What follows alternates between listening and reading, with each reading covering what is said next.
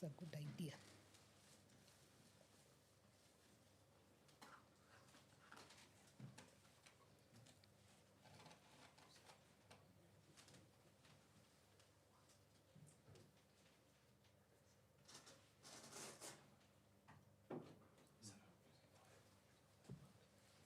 Hey there and welcome to Fanya Mambo Africa here at the Alpha House. Super excited to be coming to you live today from Wamunyoro, the residence. And of course, on this, we are collaborating. We are not alone. I have none other than the Mraya himself. Mwafrika ekonene. Bas. And with us, obviously, being in Wamunyoro, you know what we have. Africa, introduce our guest. Yeah, so vile unacheki leo tuko na Rigiji, tuko na Rigathi Gachagua. And vile si wanzaga jo, ekonene. Iko nini? Yeah. Iko nini? So yeah, I'm hoping we can have a conversation on various things. Absolutely. Yes, and yeah, I have to first of all congratulate you. Like you have a very beautiful home. Wow. Yeah. This is my safe haven, my rural home. I was born and brought up here. The air is fresh. You are next to the Mount Kenya forest. The mountain is just, you have a beautiful view from here. Yeah. Good people around me here. This is where I find my sanity. Anytime I come here, I don't want to go away. Yeah. I dread going back to the capital city. Yes. I want to stay here because it's quiet, it's nice, people are nice, it's friendly, fresh air. Yeah. So welcome to Wamunyoro, and I hope you enjoy your stay here. When you say you grew up here, what do you mean? Like this is your family's farm or just Yes, the area itself? This is my farm bequeathed to me by my late parents. My parents had two farms, one 7 kilometers away from here, and this one here. So in their old age, they were very organized people. They gave two brothers here, myself and the lead Dr. Wachira. We were given 6 acres here, 3 acres each. Yes. And the other farm were given to my other two brothers. So we came here in 1972 when I was 7 years old. Okay. I've been here all my life. This is where I belong. And when my days come, I'll be buried here. Very interesting. Okay, so it's good that you've told us this is where you were brought up and where you grew. Just to understand your journey into politics to becoming the DCP Party leader today. Did it start here or what was that journey like? Well, my family, the late Nahashon Gachagua and the late Mother Kirigo, were politicians in their own right. They were leaders in their own right. They took part in the Mau Mau liberation struggle, fighting for our land and freedom. So I am the child of my father and my father. We are basically freedom fighters. We are leaders. And we have grown in a political family. And my late brother, the late Tuko Kadi, was a member of parliament for this constituency called Mathera. He later became the governor of Nyeri before he passed on. I started here as MP for Mathera. I later became the deputy president of the Republic of Kenya. Today, I'm the DCP leader and the next president of the Republic of Kenya next year. Okay. So I have to go back to the family thing. So you grew up with like a family of four brothers, or you have a sister? No, we had a great family. My father was polygamous. His first wife, the late Nyagodhi, had 4 kids. My mother had 9 kids. Okay. I'm the 8th born in a family of 9. Okay. So we were 13. We have lost many of us, quite a number. From my family, my mother's family, we've lost the late Dr. Wachira and Rigathi, and we are remaining myself from the sons. Yes. And 5 daughters. Okay. The other family, 2 are dead, 2 are surviving. So we are there, and we thank God for long life. And we love one another. We are a great family. Okay. We are very united and very cohesive. So when you talk of them being politicians and them being involved in the struggle, like could you maybe elaborate on that? Because this is to connect with your start as a DO, started out as a DO. So what's the connection? Well, when I came from the University of Nairobi, in 1988, I was a student of political science. I sought for a job. Those days it was good. It's not like now. Once you got admission to the university, your life was sorted. Yes. Indeed, I remember once our mother educated you up to Form 6 and you passed, you never see her again. The next time you saw her, she was asking for money because it was automatic. Yeah. In fact, employers would come to the university to recruit people into employment. So when I left the university in 1988, because I had studied political science and I had a political mind, I sought for a job as a district officer. That is public administration. And I went to the Public Service Commission and I got the job. And I went to the Kenya Institute of Administration, KIA, which today is called the Kenya School of Government. That's where I did my induction. And I started my job as a young officer at the Ministry of Home Affairs as an assistant secretary to the late Davidson Koguru, who was the Minister for Home Affairs. Later on, I was posted as a district officer to Kirinyaga, Kishogo. I stayed there for several years. Later on, I was recalled to the office of the president. I became a personal assistant to the head of public service, secretary to the cabinet, Professor Philip Mbithi, who had served as vice chancellor when I was a student at the university. I worked with him until 1993. I went back to the field. I served in Kiambu. I served in Laikipia. I served in Garissa. I served in Turkana. I served in all manner of places. And years later, I became a personal assistant to President Ruto when he was the Minister for Local Government and Kanu presidential candidate. And I worked under President Uhuru Kenyatta. And when we lost the elections in 2003, I continued serving him until the year 2006. That is when I requested him that I would like to go to business. I went to business from the year 2006, but I continued helping him through until he became president in 2013. I never went back to government. I stayed as a businessman until 2017, when my late brother Gachagua passed on in February 24th, 2017, the people of this area, because they loved his leadership. And I was part of his campaign and his leadership improved upon me to contest the Mathira parliamentary seat, which I did at a Jubilee ticket and won handsomely. I got 54,000 votes against 28,000. And I went to Parliament for 5 years. There in Parliament, I started working with William Ruto. We developed a good rapport. I helped him the campaign until we won. And he picked me as his running mate. And the people here, accepted. They gave us a vote and I became deputy president. I served for 2 years.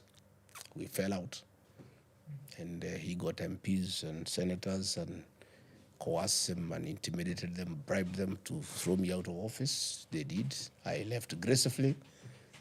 I came here and dusted myself and woke up and started reorganizing my politics and my leadership. I founded the DCP Party, which I'm leading today, and is a vehicle through which I want to seek the presidency. Okay. Before, you've mentioned your fallout with President Ruto.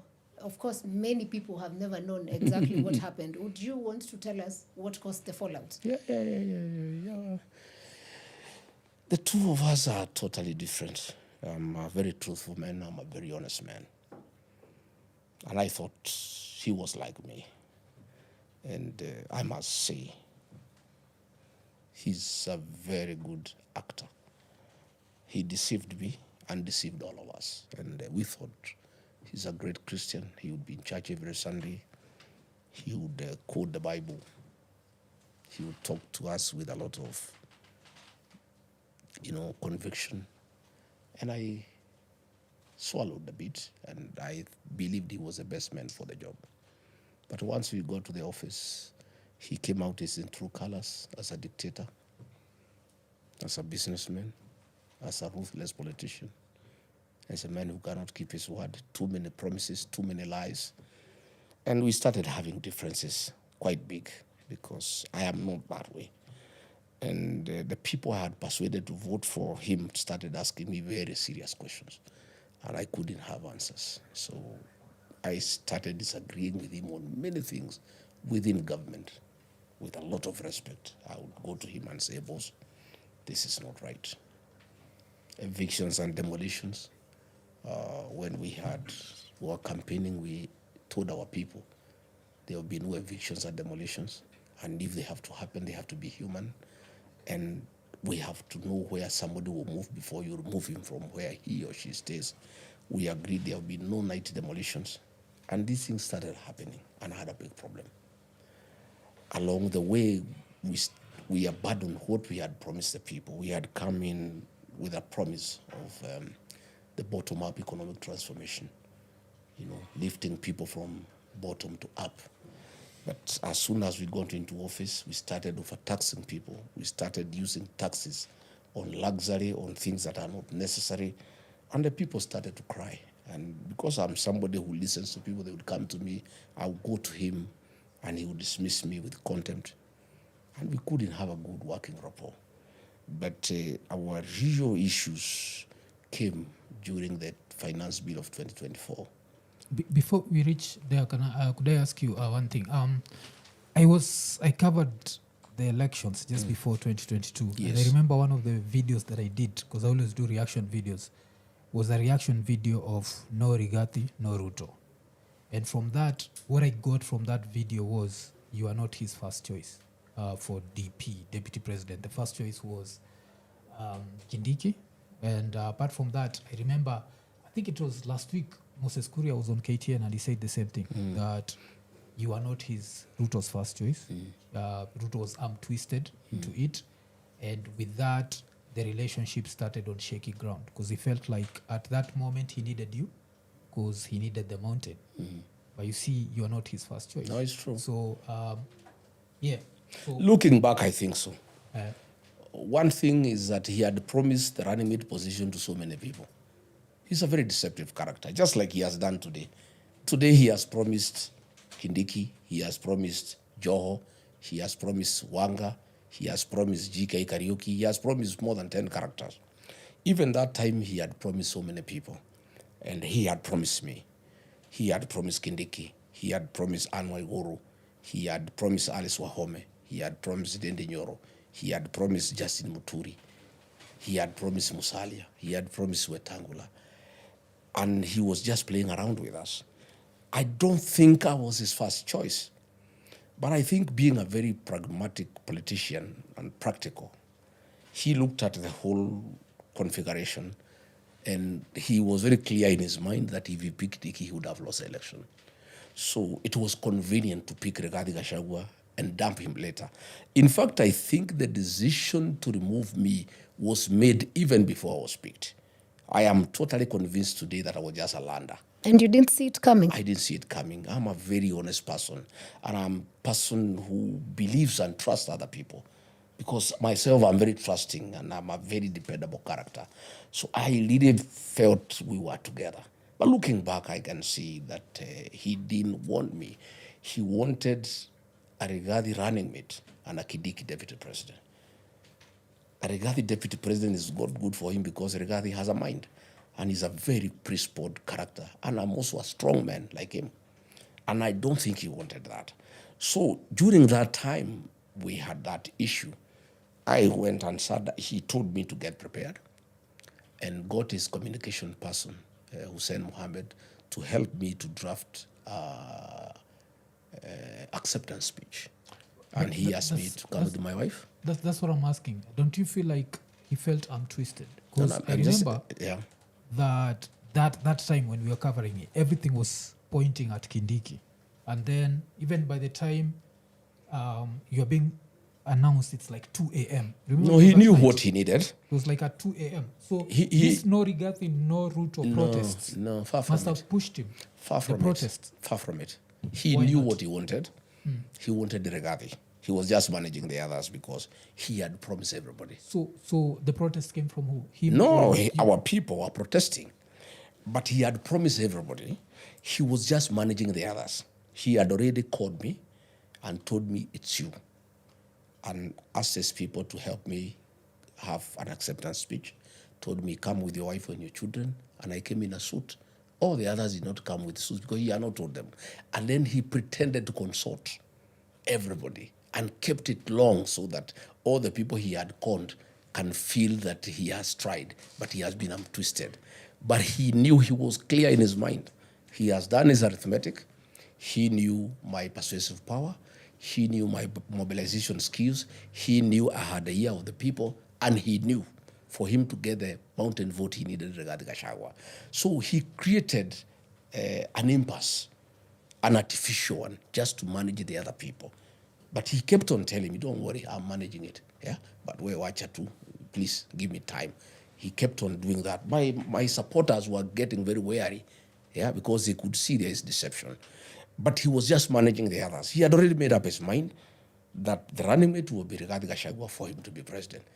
Equally, looking back, he had decided he would either drop Rigathi Gachagua before 2027, just before, or in between.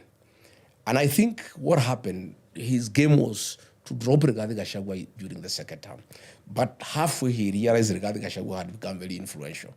And he realized that if he lets him stay, yeah, by 2027, it's not possible to drop him.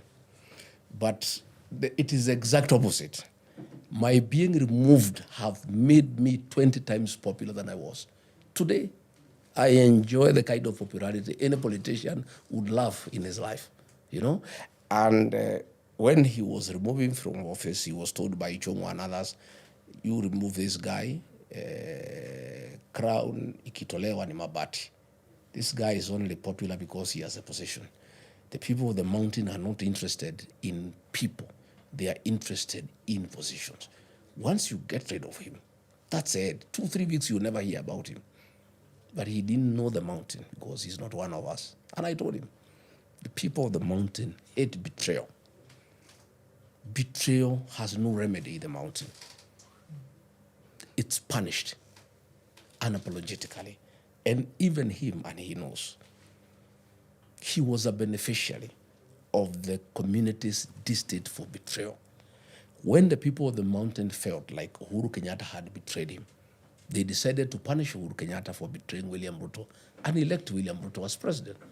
And I told him that time when we were just arguing, when I saw where he's going, I advised him, I said, my brother, I think you are making a mistake of your life. These mountain people hate betrayal. You are a beneficiary of the community's distaste for betrayal, and you are not one of them. They have punished one of their own to affirm you, and you are not one of their own. If you betray their own and you are not one of their own, they will punish you 100 times. What I told him has come to pass. Today, I was seeing meetings in Thika. His allies would not speak.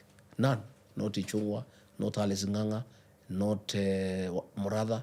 None could be allowed to say anything. And what he doesn't know, those people have nothing against Ichungwa. They have nothing against Alice Nganga, nothing against Muratha. They were sending a message to him. But because he's president and our people respect authority, they don't shout him down. They shout his allies down, but they are sending a message to him. We are through with you. You betrayed the mountain. Nobody betrays the mountain and gets away with it. Okay. So let me once more say that that was his script. And I saw it later on when the first 1 year is when I started seeing signs that I had been betrayed, I was unwanted, and I would be shafted. But I put my foot down, I did what I needed to do. The rest is history.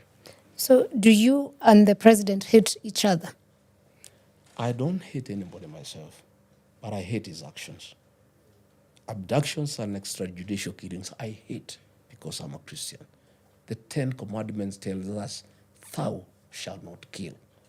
I was very bitter with abductions and extrajudicial killings, and that is what made us disagree completely. And that is when he decided I must leave. So do you remember when when the finance bill came, I told him this thing is unacceptable. And the people of Kenya will not take it. And if you insist, there will be rejection, and we shall be left with an egg on our face. Please, don't force it. He decided to force it. When it was forced, people say no. And then the GNCs came up with a protest. Then, in the National Security Council, a decision was made, and I sat there to clamp them down. And I said, no, I disagree with that decision.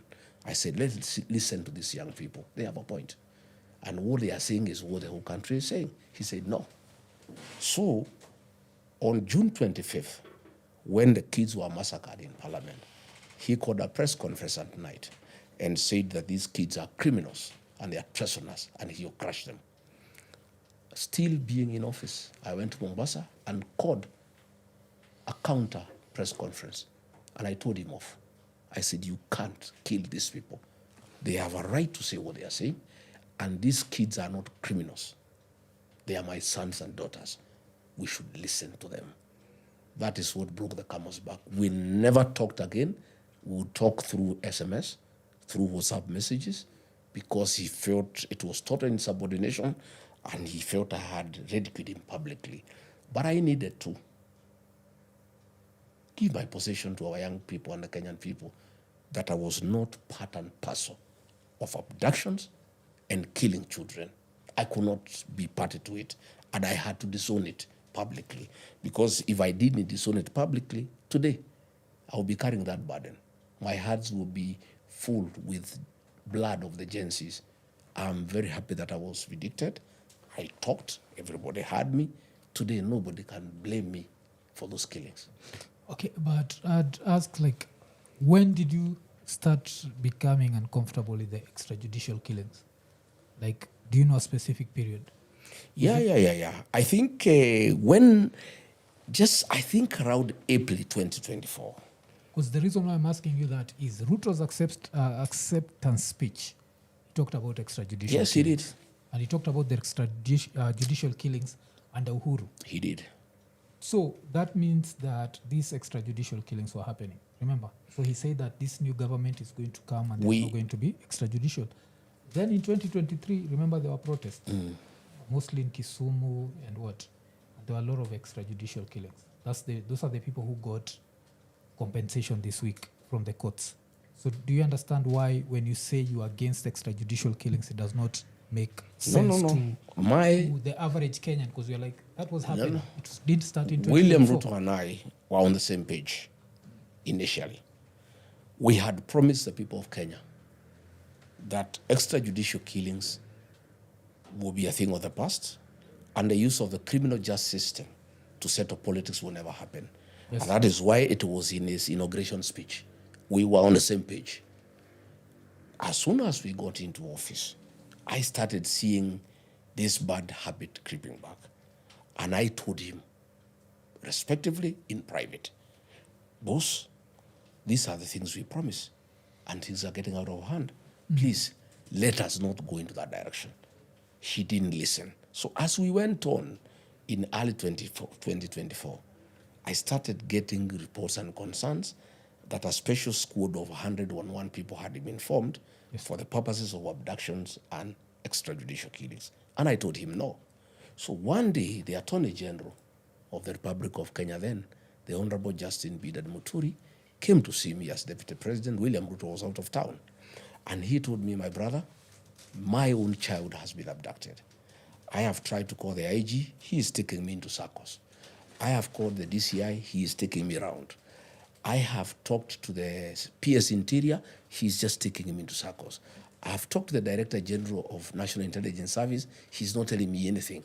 I have talked to Kindiki, who is a CS Interior. He's just lying to me. I am very unhappy. And I've come to complain to you as Deputy President. This is 2024, yes? 2024. Yes, because the reason I'm asking is 2023. In 2023, I don't know if you remember, but there was this even headline that Rigathi Gachagua is planning mayhem against protesters. That's Raila who said that. So this was around the 26th of March, 2023. There's a statement I remember you made where... That was an accusation. Do you expect... No, you asked, like, do you expect the police to kiss the protesters? No. Yeah?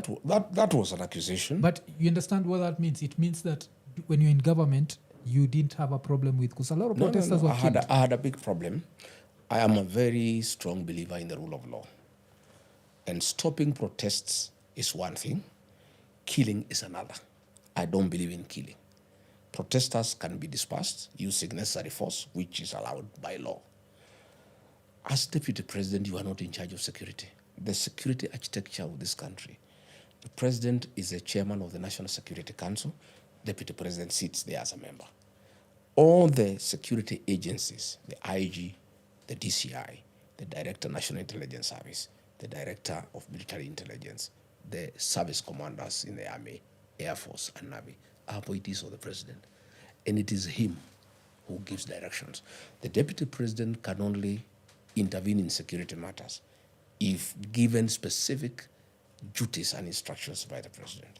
Those duties were never given to me at any one time. And I was a very great defender of the president in the first 1 year because I believed in him. And Raila and others felt that I was very strong, so they were in the habit of blaming me for anything that is going wrong. But going forward, as I've told you, when the AG came to complain to me, I told him to take up the matter with the president. And I monitored for him, and as soon as the president was back in the city, I told the AG, go and see him. He went and faced him, and his son was released. And from there, I went and told him this is wrong. So that by the time we were getting to June 25th, myself and the president were not on the same page in matters abductions and extrajudicial killings. And my public statement on June 26th in Mombasa is on record that I'm not opposing extrajudicial killings because I'm out of government. I opposed when I was deputy president in office. And I was removed from office 4 months later. And this is one of the things that accelerated my removal. That is one of the things that made my relationship with the president very sore. Okay. So during the same Maandamano of 2024, unfortunately, there are people who attacked former President Uhuru Kenyatta's farm, and there were accusations that you were involved in that. Was it true? And if not, then who would you say was in charge? Because the people accusing you are people you sat with. It is not true because I never uttered anything to that effect. If you check, internet does not forget. The majority leader in the National Assembly, the Honorable Kimani Ichung'wah, told Uhuru Kenyatta, is on video, that kama wewe hapana simamisha kutoa pesa ya kupanga maandamano, tutavamia hiyo mashamba yako na tuyachukue. 3 weeks down the later, mashamba ikavamiwa. Where do you blame Rigathi Gachagua? Did Rigathi Gachagua make any such utterance? I didn't. I am a very responsible leader, and I am a protector of property. I don't destroy property because I look for property. I'm a builder. I believe in building. I don't believe in destruction. Uhuru Kenyatta was president of the Republic of Kenya. He retired, and once our politics were over, I let him be, and I never attacked him. In fact, I went ahead to apologize to him for utterances that I made during the campaign period, because I found those utterances to a great extent were necessary and were too offensive. And since the campaign period was over, I did what a responsible leader does, and an elder for that matter. Uhuru Kenyatta is a senior elder in my community. I'm a junior elder in the community. And I felt that I had uttered words that were injurious to him and quite, disturbing to him and his family. And I offered a public apology. When I was deputy president, I did not do it when I left office. I could not plan or have any reason whatsoever to attack the farms of President Uhuru Kenyatta. But Kimani Ichung'wah is on record threatening to invade the farms of President Uhuru Kenyatta. And 3 weeks after, in fact, that accusation he made at Kenyaga High School, where I had invited him as an old boy, that is where he uttered the threats. And 3 weeks later, the farms were attacked. Kimani Ichung'wah is very close to President William Ruto. So your guess is as good as mine as to who could have authorized for the attack or the farm of President Uhuru Kenyatta. So are you guys in good terms with former president? Because earlier in the week, we also saw the deputy party leader of his party, Jubilee, coming to see you. And is there a handshake that's coming between you and the former president? Uhuru Kenyatta and I are brothers. He's my older brother. For your information, I served as personal assistant of President Uhuru Kenyatta for 7 years. I believed in him and his leadership long before other Kenyans believed in his leadership. We have been brothers. He has come to this home. I've been to his home. Our children are friends. Me and President Kenyatta are brothers. But along the way in politics, when I decided to support William Ruto, against his wish, we differed politically. And it was very acrimonious, as it goes in politics. But after we won and Raila Odinga lost, that was over. It is me who made the first step. I took the very courageous step to apologize to President Uhuru Kenyatta for whatever I could have said that offended him. And it was forgiven. And I have no issue with President Ruto Kenyatta. In fact, I'm shocked people keep on saying that we need to do a handshake with President Ruto Kenyatta. What shake for what? We are brothers. We are easy. And the issue of family, you cannot keep on asking, are you in good books with your brother? We are brothers. And we have had long political history.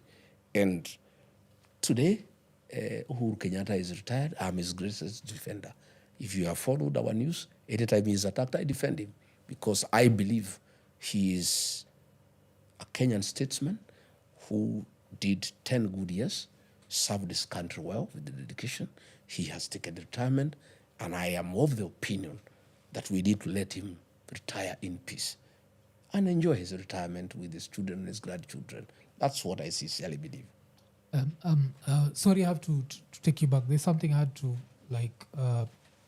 check very fast. When you talk of JB Muturi's son being abducted, you said he came to you, JB Muturi. Why didn't he go to Ruto? I'm saying JB Muturi did the right thing. He first talked to the DCI. Yes. He took him in circles. He talked to the IG. He took him in circles. He talked to the DG NIS. He took him in circles. Yes. He talked to the PS. He took him in circles. He talked to Kindiki. So he was just following the chain of command. Then he came to me. Because that's normally the way you do these things. You don't just go to the president directly. You talk to the people who work for him. And he came to me as deputy president to tell me his concern. And when I listened to what he was saying, and being private to what was going on, because I had known a squad had been formed, I told him the buck stops with the president because he's the one who authorized the formation of that union. So I said, face the guy head on. And when he faced him head on, sure as December 25 is Christmas, the president made one call because he knew whom to call. He called the DGNIS, and Muturi's son was released. So I gave Muturi the best advice. I think I'd misunderstood you because it's like you'd said you told him you'd tell him when Ruto is back because I was checking that and I saw Ruto. No, Ruto was out of town. No, this one says Ruto was in Kenya when the No, the out of town. I said out of town. I didn't say out of the country. He was out of town. Yeah. He was not in Nairobi. He had gone to some place up country. And my security and Ruto's security is one. They are under the presidential escort. So I'm quite aware of his movement. So I told him I'll monitor. As soon as he comes back, I'll let you know. So I told my security, let me know when the president is headed to State House. So when he took off from where he was, my people told me he has taken off. He'll take 35 minutes. So I called JB. I said, in 40 minutes, be at State House. He'll be there. And he went and found him. Because another thing that's been said is if you had to look at what's his name, Ruto used to have, and I've heard some of your political partners right now talk about his anger issues, where he was angry at some point, threatened to slap Uhuru. But also for you, the stories that we had were when the rift started happening between you and him, you'd bang his table and you'd be disrespectful. Understand? So there was the story of you'd be disrespectful. I think the figure was you wanted 4,000 shillings for every voter from the mountain. And you demanded that. And that's how... And then you have, like, when I spoke with Itumbi, and Itumbi was saying that you are petty. Like, you even used to fight with them as junior staff. I don't want to discuss Itumbi. That's a very junior blogger. Yes, but I'm just saying... I cannot discuss Itumbi. Yes. I think it's disrespectful to even ask me to discuss Itumbi. But he's the one. My friend, I'm a presidential candidate. Yes. I can only talk about William Ruto, my competitor. Okay. I think it is not appropriate to ask me to talk about State House Okay, bloggers. let's talk about Itumbi. No, let's talk about Ruto. So with that, do you feel like if you went to him and demanded things based on you having given him votes, don't you feel that was disrespectful? And that's the reason why I don't think to start with. He needed to get rid of you. And also the fact that, you remember you're saying that you felt like he always wanted to get rid of you. So there must have been something he didn't like about you. Well, to start with, it's a lie. Yeah. I did not ask him for any money. And if I did, it should have been one of the grounds of my impeachment. It wasn't, because it's not true. It's just a lie. The guy is a liar. He has given so many reasons why he got rid of me, depending on where he is. When he goes to Nyanza, he says I was demanding shares for the mountain to the exclusion of the Luo Nation. Okay? When he goes to Western, he says, I was opposing development for the Luyas to the benefit of the mountain. When he comes to the mountain, he says, I was demanding money from him. That is why he got rid of me. He has so many different reasons that he keeps on giving. And if those reasons were true, I believe they would have been among the charges in the impeachment. They were not. Yeah? Nobody demanded assent from him, and I had no reason to demand assent from him. I disagreed with him on matters of principle. And it was extrajudicial killings, abductions, theft of public resources, tribalism, nepotism, running a one-man show government and not giving anybody else a chance to contribute to the management of the affairs of the country. Yet you are elected. You know me, I was not an appointee like Ndiki. I was elected by the people. I was not his employee. And he's not the one who gave me the job. He proposed my name and the people of the Kenya gave me the job. I had a responsibility to the people of Kenya. And I found we are losing it. And today, my friend, William Ruto was elected on a very popular platform. 3 years down the line, everybody is saying he must go. And that is the issue I was raising with him. How come that we came in on a popular mandate? Everybody is baying for our blood. Let us retrace our steps. Let us listen to the people. But the tribalism part, he's always used it against you, even like with some of the speeches he was having. But you see how that he can... You remember there was a clip also of Methu, where Methu was saying, angalia jina, ukiona Kipruto, uneka tik. Ukiona Mwangi, uneka tik. Ukiona Onyango, hey. Then he was saying, and then you talked about shareholders. So don't you feel like if we were to talk about one person who was tribal, we can't put that on Ruto. We'd have to put it on you because you're the one who talked it's about nothing like shareholders. Let me tell you, my brother, it's nothing like tribalism in coalition building. Ruto was a product of the Rift Valley and the mountain. People of Northeastern rejected him. People of Coast rejected him. People of Western Kenya rejected him. People of Nyanza rejected him. People of Nairobi rejected him. He was elected by the people from the Rift Valley and the mountain. And therefore, we had an agreement on how we'll share government. And when he started shortchanging me, I was saying, no, give me what right belongs to me and my people, because we had an agreement. He had a shareholding agreement with the people of Western Kenya. And he did not honor, because he also did not honor. They had promised to give him 70% of their votes. And in return, he had promised so many things. So when they did not honor, he refused to honor. But on my part, we honored what we had agreed. He had asked for 70% of our vote. He got 87%. So I was entitled to get what we had agreed. What did you want specifically? No, we had agreed many things. Positions, guaranteed minimum return for our cash crops, coffee, tea, and milk. We had agreed the completion of Mau roads. We had agreed on construction of 18 dams in the mountain. We had agreed that the people of the mountain will not be sacked, even those appointed by Uhuru Kenyatta, and where he felt uncomfortable with those who had been picked by Uhuru Kenyatta, we will change them one for one. And that's what we did in Meru. When he said he doesn't want Kenoti, we exchanged with the Kome. And it was like that until the second year, he started backtracking on those agreements. And then I started fighting. So do you think that is fair for other people in the country? Because I understand it's a coalition, but in a country where we have 44 tribes, is that a fair way of doing politics? You know, my dear Sarah, politics is a game of interest. That's true. Today, ODM are demanding 50% of government. And nobody is calling them tribal. Nobody is saying that they are shares. Those ODM characters are the ones who removed me from office. And the accusation is that I am preaching the gospel of shareholding. Today, they are the most loudest and noisiest that they're asking for 50%. Is it fair? Okay, That's what they're asking. Because true. They are saying, William Ruto, if you want the votes from ODM, this is irreducible minimum. We want 50% shares of your government. We want the deputy president. Take it or leave it. And they are doing it because they are the only ones who want to back Ruto. Everybody else has left. So they are in a very strong position to demand as much as they can. And that is what happened to us in 2022. Nobody else wanted Ruto except the mountain. So we said, fine, since we are the only guys who want you, what are you giving us in return? And we agreed 1, 2, 3, 4, 5, 6. Initially, he gave us, Then he started slowly backtracking. And then we had a fight because I was a custodian on the mountain interest. The people of the mountain trusted me to be their custodian. I want us to move this conversation forward. Just understanding the way Kenyan politics works, I would want to know, why do you want to be president? And why should the Kenyan people trust you? Well, I think I want to be president because I've got great ideas on how we can make this country great. I have experience. I served as deputy president for 2 years.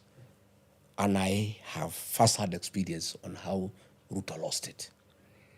I know what needs to be done. One, you must listen to the people.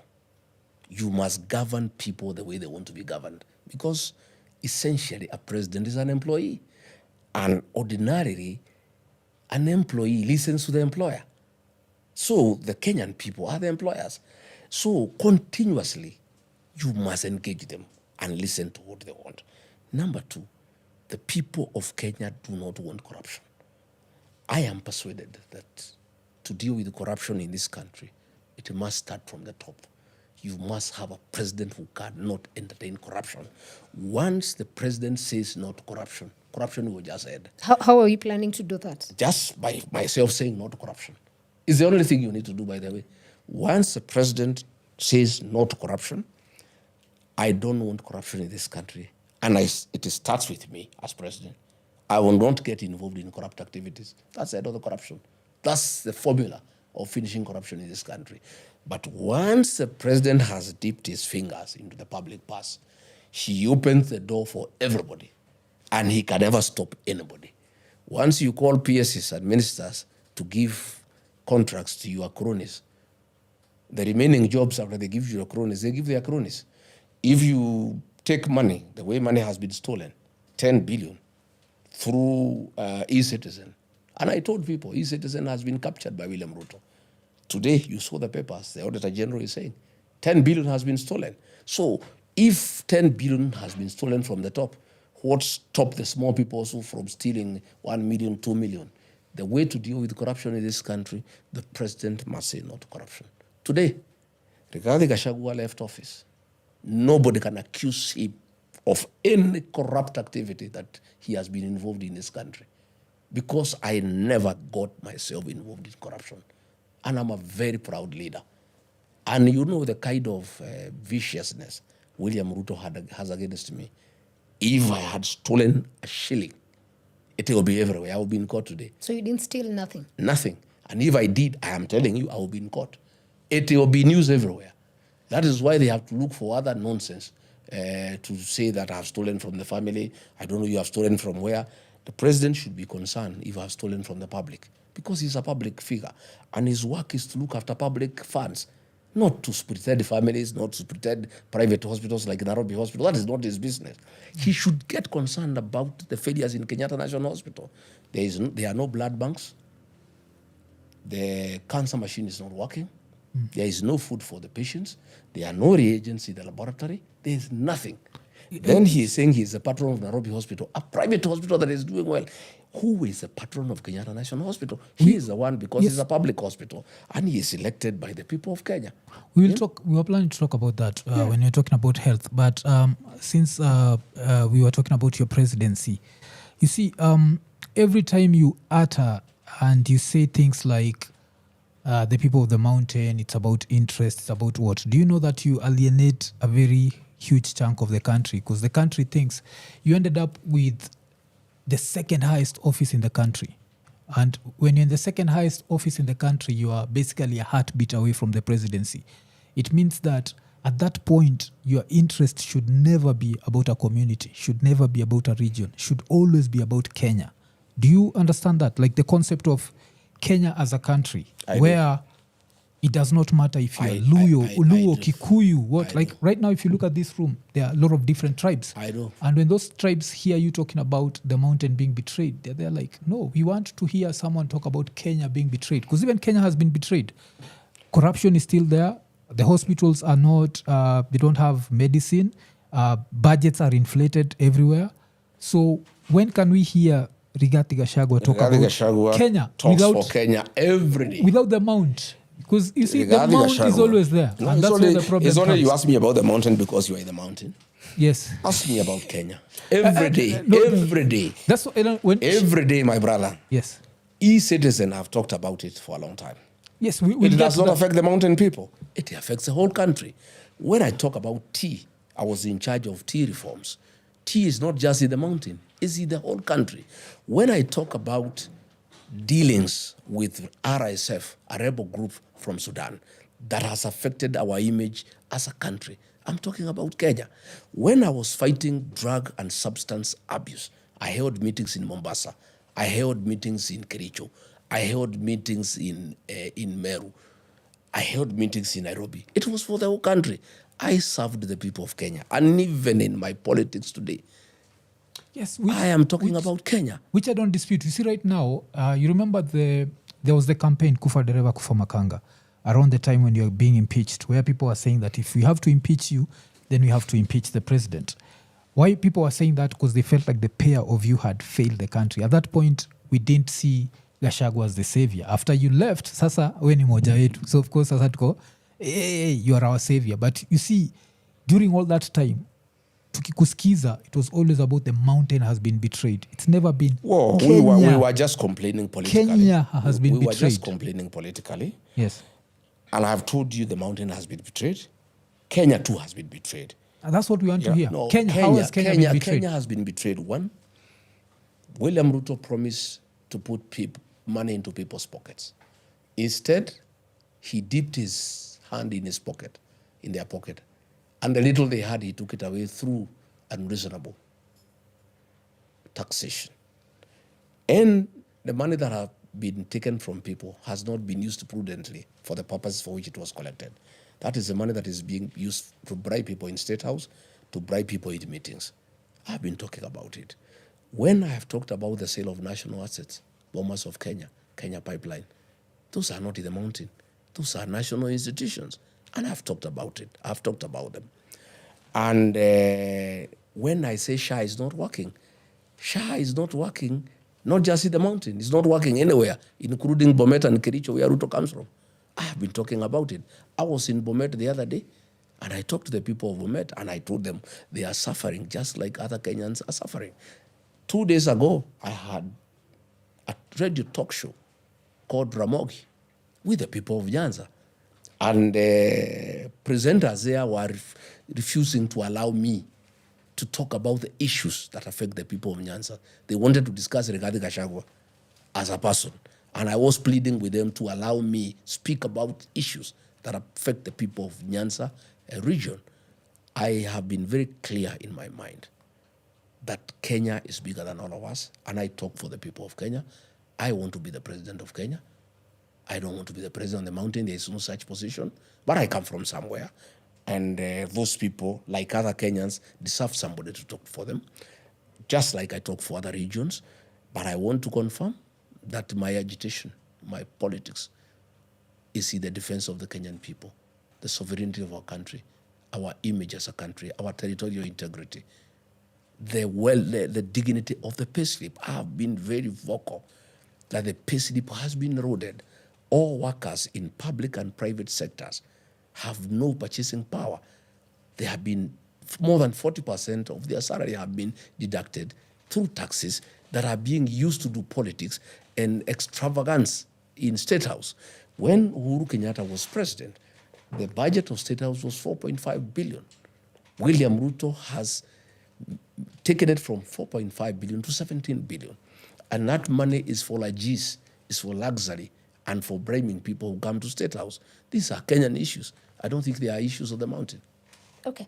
One of the biggest problems the country faces, as he was asking how we've been betrayed as a country, I feel is in the issue of debt. And today, Kenya's debt stands at 12.3 trillion. You want to be president. How would you deal with Kenya's debt? Well, admittedly, we have to carry over the public debt because it was incurred. Whether through the right decisions or not, is a debt we have to pay. And there is no we can default. We have to pay the debt. But we must make sure that we stop borrowing more unnecessarily by doing what is necessary.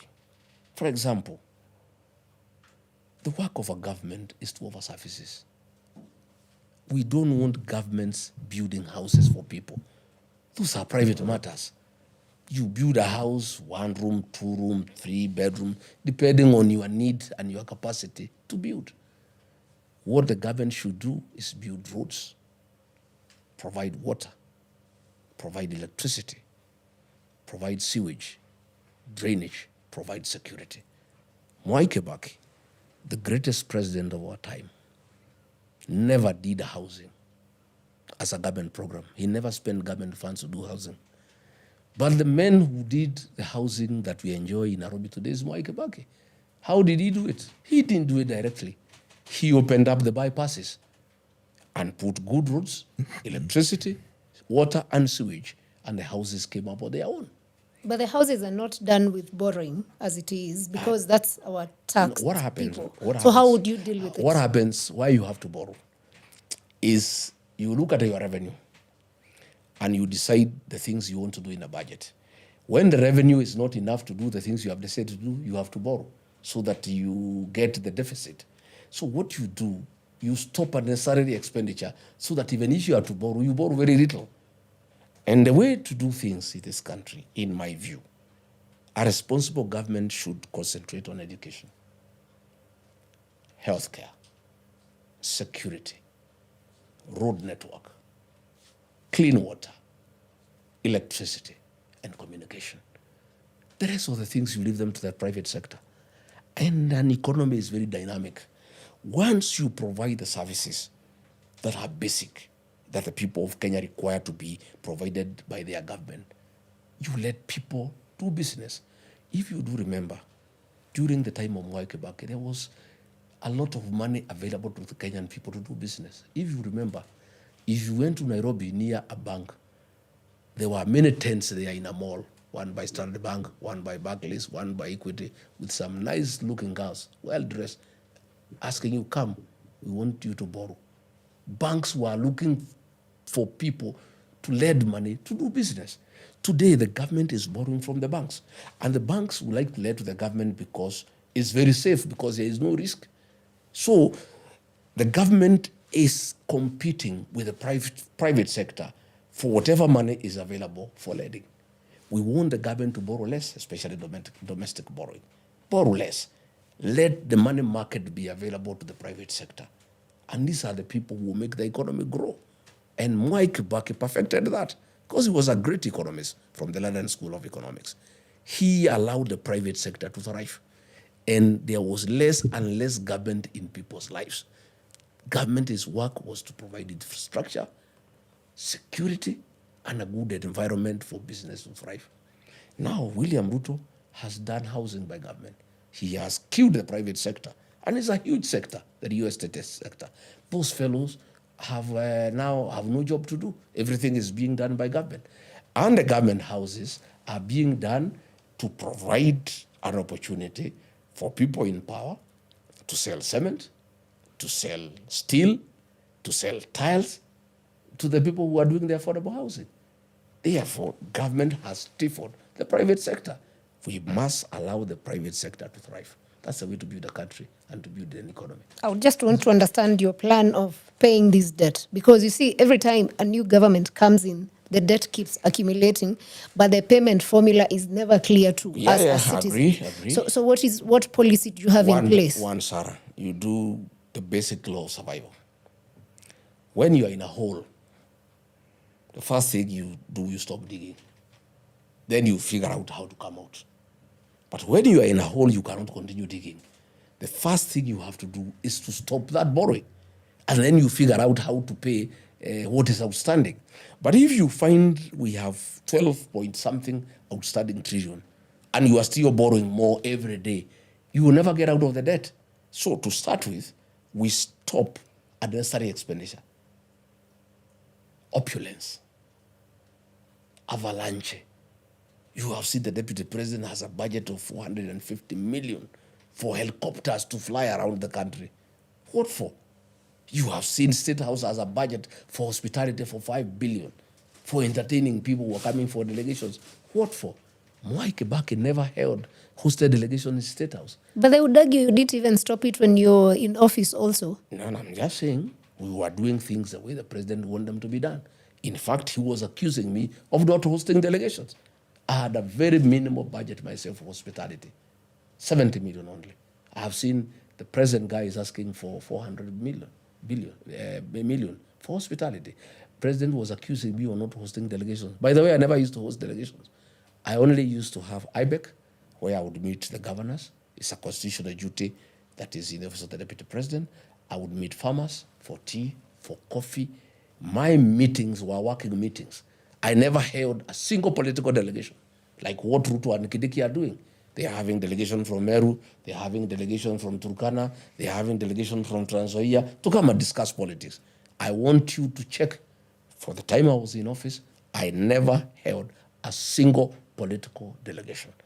Anytime I needed to host a political delegation, they came here to Amonyoro, at my home, where I entertained them from my private savings, because this is my home. But I never, at the official residence, held a single official delegation for purposes of politics. Okay, so before he comes in line with that, there was an issue about the DP's budget and the office of the wife's budget. And the Standard had a story where when you're in office, there's a time you needed 1.59 bill for office of the wife, second wife, which I think up to date goes on because there was a story the other day about it. Why do we need the office of the second wife as a country? Well, one, we had a request of 1.5 billion. A request is a request, and that's what happens in budget. You ask for this, you are not given for what you have asked, you are given what is available. We are given 590 million. The office of the spouse of the deputy president, I found it there. I did not create it. It was there when Ruto was the deputy president for 10 years. So when we came, we found that office had been set up. And when we came with Pastor Dorcas, she identified a program to do. And I think it was a good program. I think the money was well spent. She came up with a program on fighting addiction, to drug abuse and rehabilitation. And through that program, a lot of lives were saved. Very many young boys were assisted. She came up with a program for PWD and for widows, wajane na mayatima. And I think it was a good program. Along the way, William Ruto removed that budget. That program died. Today, all the boys Mama Gachagua had rehabilitated, most of them are back into drinking. It was a good program. I don't think essentially there is anything wrong with having activities of a spouse of a social nature that is not anything the government can address on a daily basis. Things to do with humanity, things to do with empathy, and you cannot say that those issues don't need to be addressed. The issue of the boy child, the issue of drug addiction is a serious issue. And if you are around in this country, it's a serious crisis. And many Kenyans miss mama boys because many people were afraid to talk about their children having drug addiction because of the stigma. But when Mama Gachagua started talking about it, even very senior people, approached her to say, Mama, we have a problem here. We have been shy to acknowledge that our children are having a problem. And as we speak today, the boy child is under siege. Our kids have very many mental challenges. The level of depression in this country. There have been very many suicides by our young people because of peer pressure, because of lack of jobs, because of economic challenges. Somehow, somebody must address those challenges. There must be some Kenyans somewhere who can address that challenge. The issue of kids out in the streets who have been taking hard drugs and they need a motherly attention, somebody must do it. And I'm very proud that when I was in office for 2 years, my spouse, Pastor Dorcas, filled that gap. And Kenyans were very happy. She was the darling of the Kenyan people. And many people have been asking. Even now, we are doing it on a smaller scale. We don't have a government budget. We have some money for ourselves as individuals. We have many friends who support us. Even now, we want to do some fundraising to try to raise about 100 million for Pastor Dorcas to continue doing what she was doing with the boy child. Try to help those young people to see whether they can get back on their feet and they can live a life of their own. So I'll have to take you back to some of the criticisms that you give Ruto, and you've just talked about it. Affordable housing, yes? You're talking about how this is just a scheme for Ruto to get rich. But if you go back in time, in 2023, you are quoted as telling people to ignore any naysayers when it comes to affordable housing. Yes. So you see, so you used to support it. Right now, you're outside, you're not supporting it. Even in 2024, just before the budget, before your impeachment and before the fallout became public, you are still supporting the finance bill 2024. No, and then I was not. There you are wrong. If you were to skip, we'd still go back to, you just talked about the budget for Uhuru State House. You said the budget was? 4.5. And what was your budget when you are deputy president? I think about 4 billion. You see, 4.57.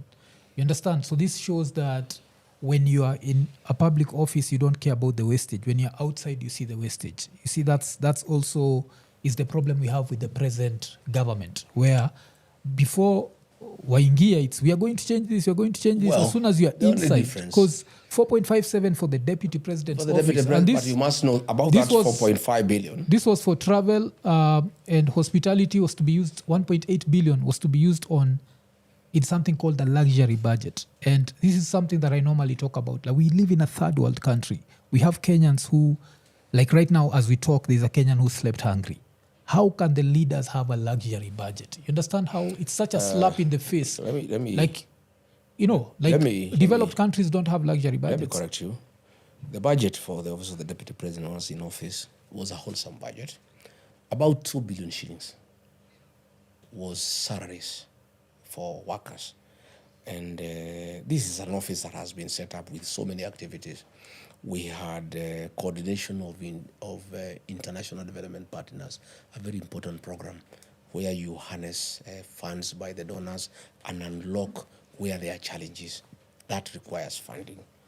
We had funding for tea and coffee reforms, very, very important programs that are beneficial to the Kenyan farmers. We had a small budget for fighting alcoholism and drugs, you know. As far as I'm concerned, my hospitality budget was very little, if I can remember. My budget for traveling was quite little. In fact, for the longest, I tried to use military choppers that had no expense instead of hiring choppers. But I am saying the State House budget, most of it is hospitality, you know, and that is where we have a problem. Most of it is hospitality. Most of it is travel, you know. And I want to correct you. I opposed the finance bill from day one. I never supported the finance bill. And even when I went out and I advised MPs to listen to the ground, and they started fighting me. I say, my friend, this finance bill, before you commit yourself on the voting day in Parliament, listen to the ground, listen to the people. And I became very unpopular with the MPs because the president was coercing them to pass the finance bill. Only a fool does not change his mind. I am not a fool. Life is dynamic. Life is not static. I want to tell you that President Ruto had convinced me and many other Kenyans that the housing program was a good thing, and it would create employment for very many young people, and it will settle people, you know, who have no housing. I was persuaded and I was defending it until it came to my knowledge, because I was part of government, that this was no longer the case. It was meant to collect money from Kenyan taxpayers so that there are enough houses to be built, so that we can create business opportunities for selling cement, steel, and tiles. Again, I have told you my leadership is informed by listening to the people. What we thought is a good program, the people are saying no. I went to the president, I said, these people here are building houses, what they don't want. They don't want to be taxed. They want to be left to build their own houses. They want us to build schools. They want us to pay money to teach us to teach them. They want us to build roads. They want us to give them clean water. They want electricity. They are not interested in housing. So it doesn't mean because I was supporting something, even if I realize it is bad, I support it to the head. I must change my mind when there are enough reasons and circumstances to persuade me otherwise. That's the nature of life. You cannot just stick to one position. If they are glaring circumstances and factors telling you that the stand you have been having is ill-informed, and these are the new facts, can you change your mind and give a different position? Yes. William Ruto himself, he had told us Raila is a problem of this country. Along the way, he changed his mind and he said he's a good guy. That's how dynamic life is. Yes, I understand that how life is dynamic, but I was just looking at that, like a lot of the things that you say you are against, we've learned about that after you left government. You see, like something like extrajudicial killings. No, I spoke extrajudicial killing. I spoke when I was in government on the 26th of June. I would like you to Google in Mombasa as deputy president. I left office 4 months later. Yes. I spoke when I was in office. Yes, I condemned extrajudicial killing. I condemned the Director General of NIS. I condemned William Ruto when I was in office. I did not speak after I left office. Yes, I'd like you to check that. Yes, but this was when the same extrajudicial killings happened in 2023. You didn't talk about it. Understand? Well, I told you I was talking internally. I was deputy president. You don't fight with your boss publicly until you've come to the conclusion that it is not possible to correct him internally. I tried to correct him internally. So through persuasion, through reasoning, until we reached a place now, it became too much. I needed to speak out. You don't remember the videos that used to be posted on your Instagram, Twitter, where you are going very early in the office because of protests. You understand? I was not going early because of protests. I was going early every day. Yes, but this was being looked at as a mockery to the protesters. And a lot of protesters lost their lives around that time. But even if we were to move from that, the reason why I was bringing up the protesters was to bring up the budget thing, where if we talk about wastage of public funds, and when I was looking at your budget here, the 4.57, part of it was to be used on furniture and cars. You understand? And when's the last time you changed this furniture? Why is government furniture always changed? Well, I cannot. When I came to office, that the budget for that office had been cut for 5 years when Uhuru Kenyatta disagreed with William Ruto. There were no vehicles, or the vehicles were dilapidated, and we needed vehicles to move around the country, so we had to purchase new vehicles. That house and that office had not been renovated for 5 years. And if you don't renovate a house, it will crumble. Even these houses, we repair them every 2 years, because that's the nature of buildings.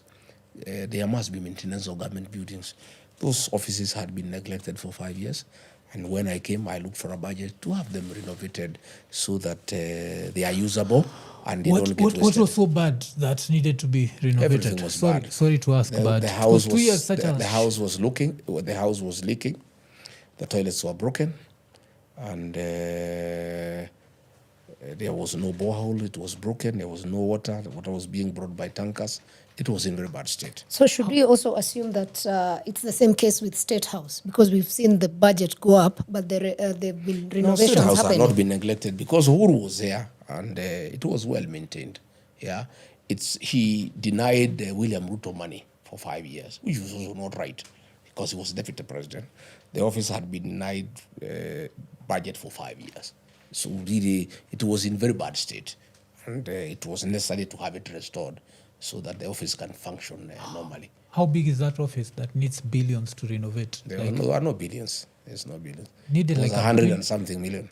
But sasa tukiangalia hapa, these are the budgets you're seeing. What is the budget? Seeing like, what is the budget for maintenance of office? It's 100 million. Was it 100 million? Yeah, it is. Imeruka, but it is. When we look at No, let's be specific. Don't say it's billions. Yeah. I believe it was 100 million. Because what I know is you lost 1.8 billion for travel and hospitality. So you see when we look at hospitality, we don't care if it's happening at State House or if it's happening in Wamunyoro. We look at the fact that it's coming from the let's taxpayer. talk about maintenance of building because you are saying it's billions. No. It's just about 100 billion. 100 million. Because here, I was looking at the budget. So your budget was 4.57 billion. Yeah, but it is full of so many components, including salaries and allowances. Let's go down. So this is brought back to 2.69 billion. So inclusive of salaries, how many employees did you have? I can't remember. You understand? And how much are they getting paid? Is each getting paid a million shillings? Because if we take 2.69 billion, if you have 1,000 employees, each would have to get around 2.69 million. I don't think I would have. I don't think. that I don't level think of it is employees. fair to ask me how many employees are there or how much they That's are paid 'cause I'm trying because to- I don't have such details. You know, Yes. as deputy president, Yeah. you have people who work under you. You have the chief of staff. You have people in human resource. An office is established by the Public Service Commission. Yes. It is not you who decides what is the establishment. And I did not start that office. That was an office that was functional for the last 10 years. It was not a new office. Yes. I found it going on, and employees there, and were being paid before I came to office. They were being paid when I'm in office. And those are salaries that are not coming to me. The only thing you can ask me is my own salary, which is about 1 million shillings. The rest of the salaries go to other people. And they are public servants. And even when I left, they are still there. Yes. Yeah, they're still So there. I've Googled and it's 542 employees. And this is the things we'd have to ask, like, why do you need this amount of employees? And if they are taking up a salary that goes into billions, don't you see there's a certain level of incompetence I that think comes with I that? think you are a bit unreasonable in the sense that you must know every office has a structure and an establishment that is approved by the Public Service Commission. That establishment is informed by the activities in that office. Yes. The office of the deputy president has very many activities. And if there are 500 employees, somebody must have sat down and decided that that's the right establishment. That decision is not made by the deputy president. That decision is made by the Public Service Commission. But we So you talk cannot about ask fears. you cannot ask the person who was in that office why there are 500 employees, because that is not his decision. But No, let me I'm let me asking let you me that- align acha- it. acha nini, ya mwisho, pole. I'm asking you that because when you left office, you left with 108 people. What are 108 people advising you about? So these were like your advisors and officials. It's too much. They were not 100. If there were 108, That's how it was reported in the yeah, media. they sacked even the gardeners and the watchmen and the cooks and everybody who was there, who came when I was there, which was very unfair. Street and senior because officers- gardeners, Then those gardeners, are not PSC employees of focus. they are PSC employees, but they were on contract, and the contract was tied to my contract. Okay? What happens is that when you come in, there are certain cadres that are tied to your contract. So when mine left, they were exited and others were brought in, which was very unfair. These gardeners, if you needed to punish Rigathi Gachagua, there was no need to punish the people who sweep around the compound. There is no need to punish the people who make tea, the people who are in communication, photographers, videographers. Those are the people who are sacked with me. Because here it's written it's advisors and senior officers. No. It's not. Advisors were very few. How many? I wouldn't know how many there were, but very few. Yeah. Extremely few. Yeah, The people, the advice. back of the people was communication and subordinate staff. People who are looking after the compound. It's a huge compound, almost 25 acres. People who are there. People who are cleaning cars, drivers, cooks, people who are in hospitality, But making why tea. why would those people have been employed by you directly? Because those Not ones me. should come with the By office. the office. But how can they be fired? Well, then? that is a law. That is a law. At a certain position, when you come in, there are certain cadre that you are allowed to recruit in your tenure. Okay. That I And you see what happened. You know. see the previous one held when the ones who are there, their contract was tied to the tenure of William Ruto. So Yes. when he left, they left. Those jobs needed to be So done. even by the other gardeners left or people. Yeah, they did. Ruto? They did. Okay. Their contracts expired. Okay. You see when Africa is raising such things, these are the things that are making the larger part of the population of Kenya very angry, because it's a population of the young people. But then instead of creating spaces where we develop a country, we just have a replication of, roles, perhaps. The bigger question would be then, you want to lead this country. How different would you do it, and how would you deal with this youth bulge? Because you have a big population of about 70% who are young people and jobless. Now I think we are talking. I think now we are living nitty-gritties that are really, in my view, not very necessary. What do we do with our young population? That's the crux of the matter. It's actually a national crisis. And I have been with some young people who came to see me yesterday, content creators. We've been together, we spent the whole night together, just asking ourselves, what do we do with the youth question? The people who are graduating every day to the job market, it's about 1 million people. and there is no absorption capacity. And I am saying that from where I sit, my first priority as president is to sit down with my people to come up with a very clear program on how to create job opportunities. And one of the ways is import substitution, so that we stop importing everything from China, from Japan, from where, and create factories here so that we can create employment. And once you create employment here, you also automatically enlarge the tax bracket, because those people who are employed, they start paying pay as you earn, and that will help, the Kenya Revenue Authority to get revenue for development. So we must look at ways of how to stop importing things and try to impress upon foreigners, instead of us importing steel from China, to come and create a factory here to produce steel, so that the people who own that factory can employ our young people to work there. Agro-processing, value addition. There are very many great opportunities in this country where we can create employment for our young population. Again, we must look at issues of financial inclusion. Not everybody must get a white-collar job. Our young people are very innovative and they are very creative. I've just been talking to them. What we need to come up with is a very good program on how we can provide affordable credit to our young people and train them on how to manage those funds, so that they can create jobs for themselves and for their brothers and sisters and their friends and their cousins. So as far as I'm concerned, the greatest challenge to any leader and to the 6th President of the Republic of Kenya is how to create more job opportunities. It is how to get our young population to become participants in the economic growth of this country. As it is today, they are just there at home, and that is why they are getting into problems. Through peer pressure, they get involved into alcoholism, into drug abuse. Others are committing suicide. Others are having depression.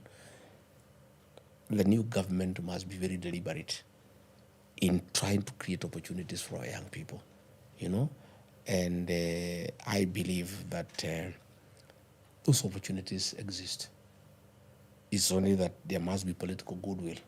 We must have a government that is willing to go out of its way to create opportunities for our young people.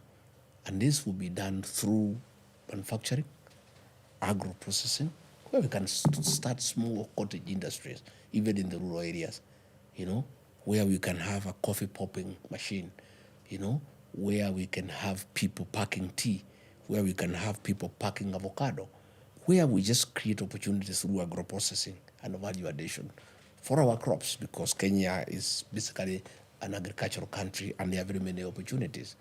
Again, is where the Tuko Kadi sector, we make sure that we are not having foreigners competing with our people.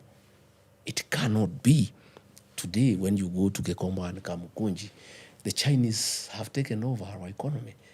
They are bringing things and they are also hawking the same. Instead of bringing whatever they are bringing and sell to our people to hawk and create a business opportunity, they are actually doing the hawking themselves. But I'm of the opinion, to the extent possible, we have import substitution. Anything that we can manufacture in this country, instead of importing from China, we go there and have a conversation with the Chinese investors, give them tax holidays, give them economic incentives to come and start those factories here in Nairobi. Transfer the factory from Beijing to Nairobi or Mombasa.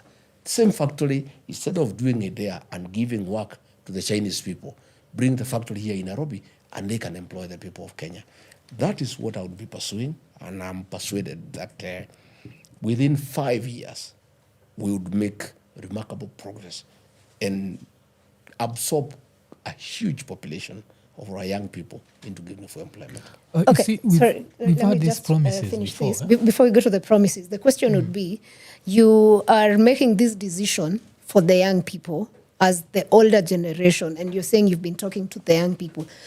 What is the place of the young people in this decision making such that they're not on the menu to be consumed, but they are the people coming up with the menu. Absolutely.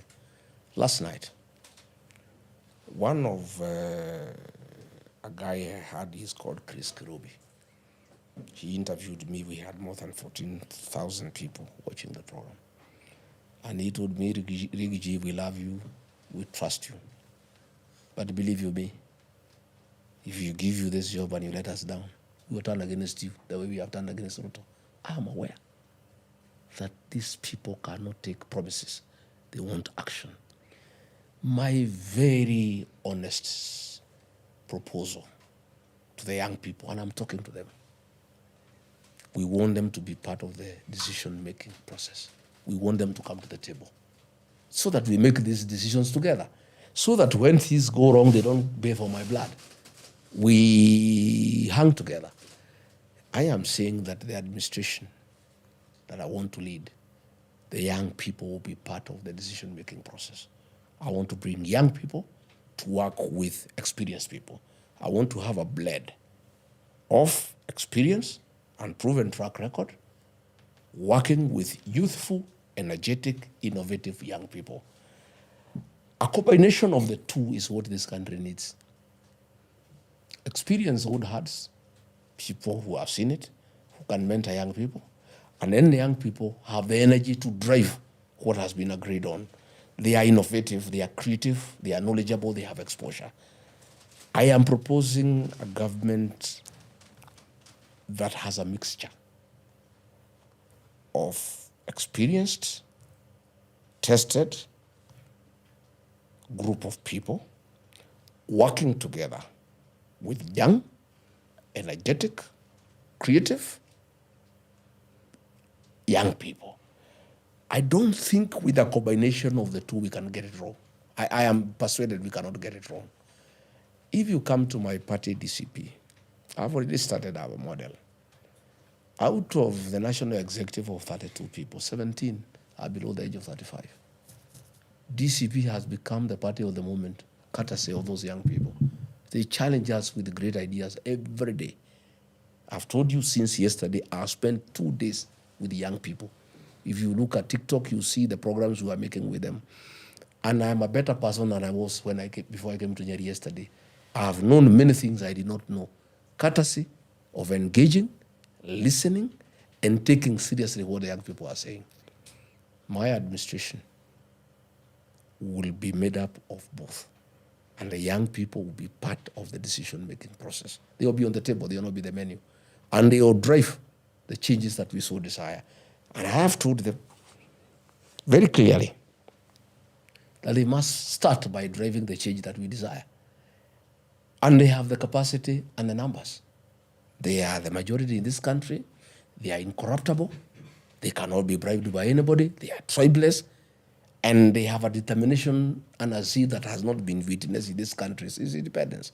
I have told them their first job is to register as voters and come out and vote. I have told them in the process of voting for Rigathi Gachagua, they must also vote for themselves. They must run for the positions that are available. They must occupy the county assemblies. They are graduates. They can go there and make good laws for their counties. They must run for National Assembly positions. They must run for the Senate. You know, if they are not able to run for the governor, no problem. But at least the county assembly, the National Assembly and the Senate, we should have very youthful faces in the next dispensation. Again, in my administration, in the executive, I'll bring them in as principal secretaries, as ambassadors, as CEOs of state parastatals. And I can tell you, only a fool can ignore the young population. I must tell you, without an iota of doubt, listening to these young people, most of them know much more than I do.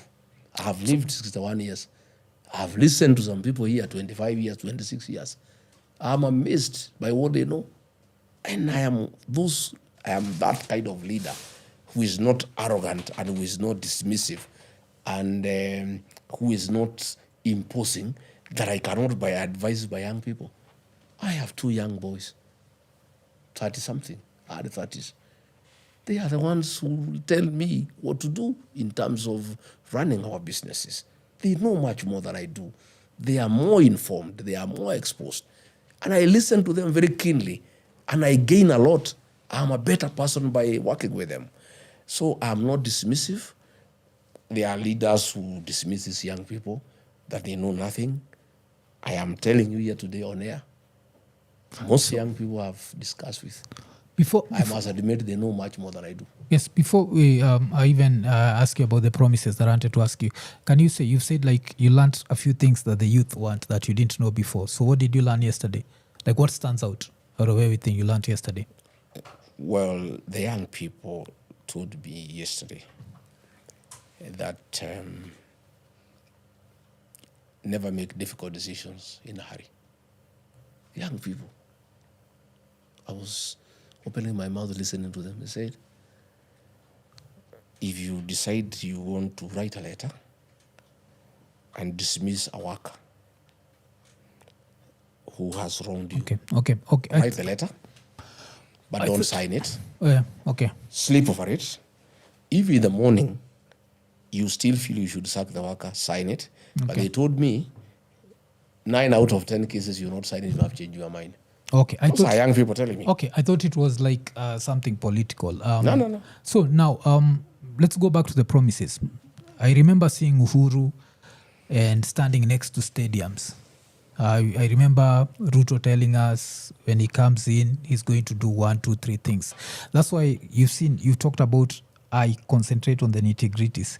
That's the reason, because I've had this conversation before. Like when I listen to you right now, I can take your speech and put Ruto in 2022 and I'll get the same thing, where we are going to create jobs, we are going to bring manufacturing, we are going to, but it never happens.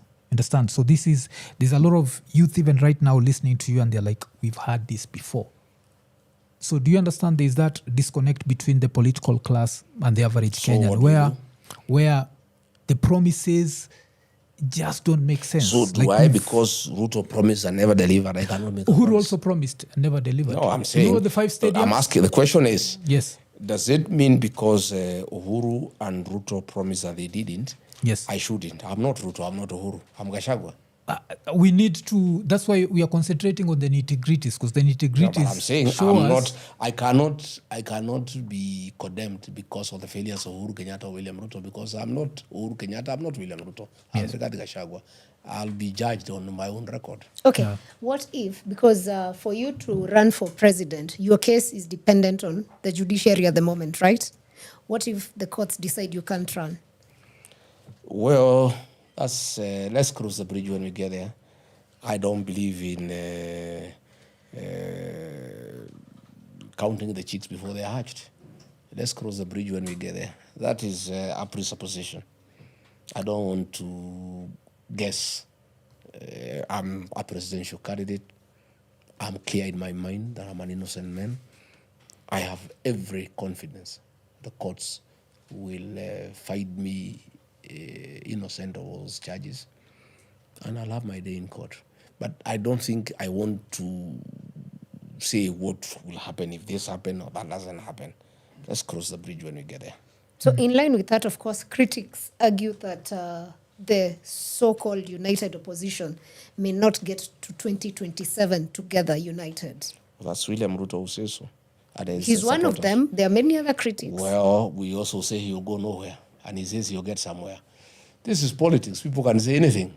That is what they were saying in 2002. They were saying the opposition then is useless, and they cannot agree on one candidate, and they'll crumble, they'll fight. Then they agreed on Mwai Kibaki. The rest is history. We are hopeful. We are determined. We'll stay united to the end, and we'll give one presidential candidate. Our opponents have every right to doubt. They have every right to belittle us. They have every right to say we are stupid. They have every right to say we have no Sarah. They have every right to say we are thieves. That is the nature of politics. But that does not distract us from our focus. We are focused. We are going for it. We know what we need to do. And the people of Kenya have told us, you must stay together. You must stay united. We are determined not to let the people of Kenya down. Do you understand how that brings a problem where you go on stage, you accuse Ruto of being a thief, he goes on stage and he accuses you of being a thief. And if you go back to the 2024 protest, that was one of the things that the Gen Z were saying. They were saying that they need clean leaders, leaders with integrity. So if I was to ask you right now as Rigathi Gachagua, would you say you're a leader of integrity? Yes, I am, because I've stolen nothing. You know us, when we say what Ruto has stolen, we say it. Today, in the papers, they have stolen 10 billion. Listen, wait a minute. Yes. We are saying 10 billion have been stolen from e-citizen. Yes. We are saying 50 billion shillings have been lost in SHA. Yes. We are saying Kenya Pipeline has been sold for a song. We are saying Safaricom is being sold for a song. These are real issues that we are raising. Okay. William Ruto says we are thieves. What have we stolen? Okay, let's go step by step. By 2022, you had a case where 200 million shillings of yours had been frozen. That case was dismissed. No, that's why we're going step by step. So 200 million had been frozen. Then you went on a debate with Martha Karua. What did you say your net worth was? I don't think I want to get into that, because... But you understand? No, I'm just saying, I don't think it is right. I don't think it is right. If I don't ask... I don't think it is right to talk about a case that was dismissed in court. No. Can you let me... Nowadays, I think Gen Z says, let me land. So I want you to let me land. This is what I mean. My audience will, and I guess even her audience, will demand that we ask this, because it's about integrity. So...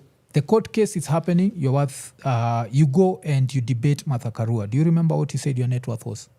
I can't remember. You said 800 million. Yes. And 200 million had been taken. So we guessed that by that time you had 600 million. Yes. But then around the same time you had a court case about a land next to JKIA. Yes. And you never mentioned that land. Yes. You understand? If I'm talking about my net worth and I have a case in court, if I mention the 200,000 shillings that's being held, I'll also mention the 1.5 billion piece of land. I can't say nikiwa, like the way we speak in Sheng, I can't say niko na thao mbili na saa hiyo kuna mtu. Well, the only difference. Na thao yangu 10. You understand? So with that, the only difference. So let me correct you. It means you're worth 2.3 billion. Let me correct you. There's a very big difference between what I own as a person and what is owned by companies. That is owned by property. A limited liability company is a person on his own. That land is owned by a company. It's not my land. It's owned by a company. A company is a body corporate. So I talked about what I own as a person. Yeah, finished. And I am saying the laws of this country are very clear. You know, why do we have courts? We have courts to give justice. If somebody is accused of something and the court clears him, you cannot come 3 down the other line to ask me about it. No, I'm not even asking that. What I'm asking is, okay, if it's owned by a company, you have to be owning a part of the shares in that company. When the law, you see the law of public disclosure of your wealth, you declare what you own as Rigathi Gachagua.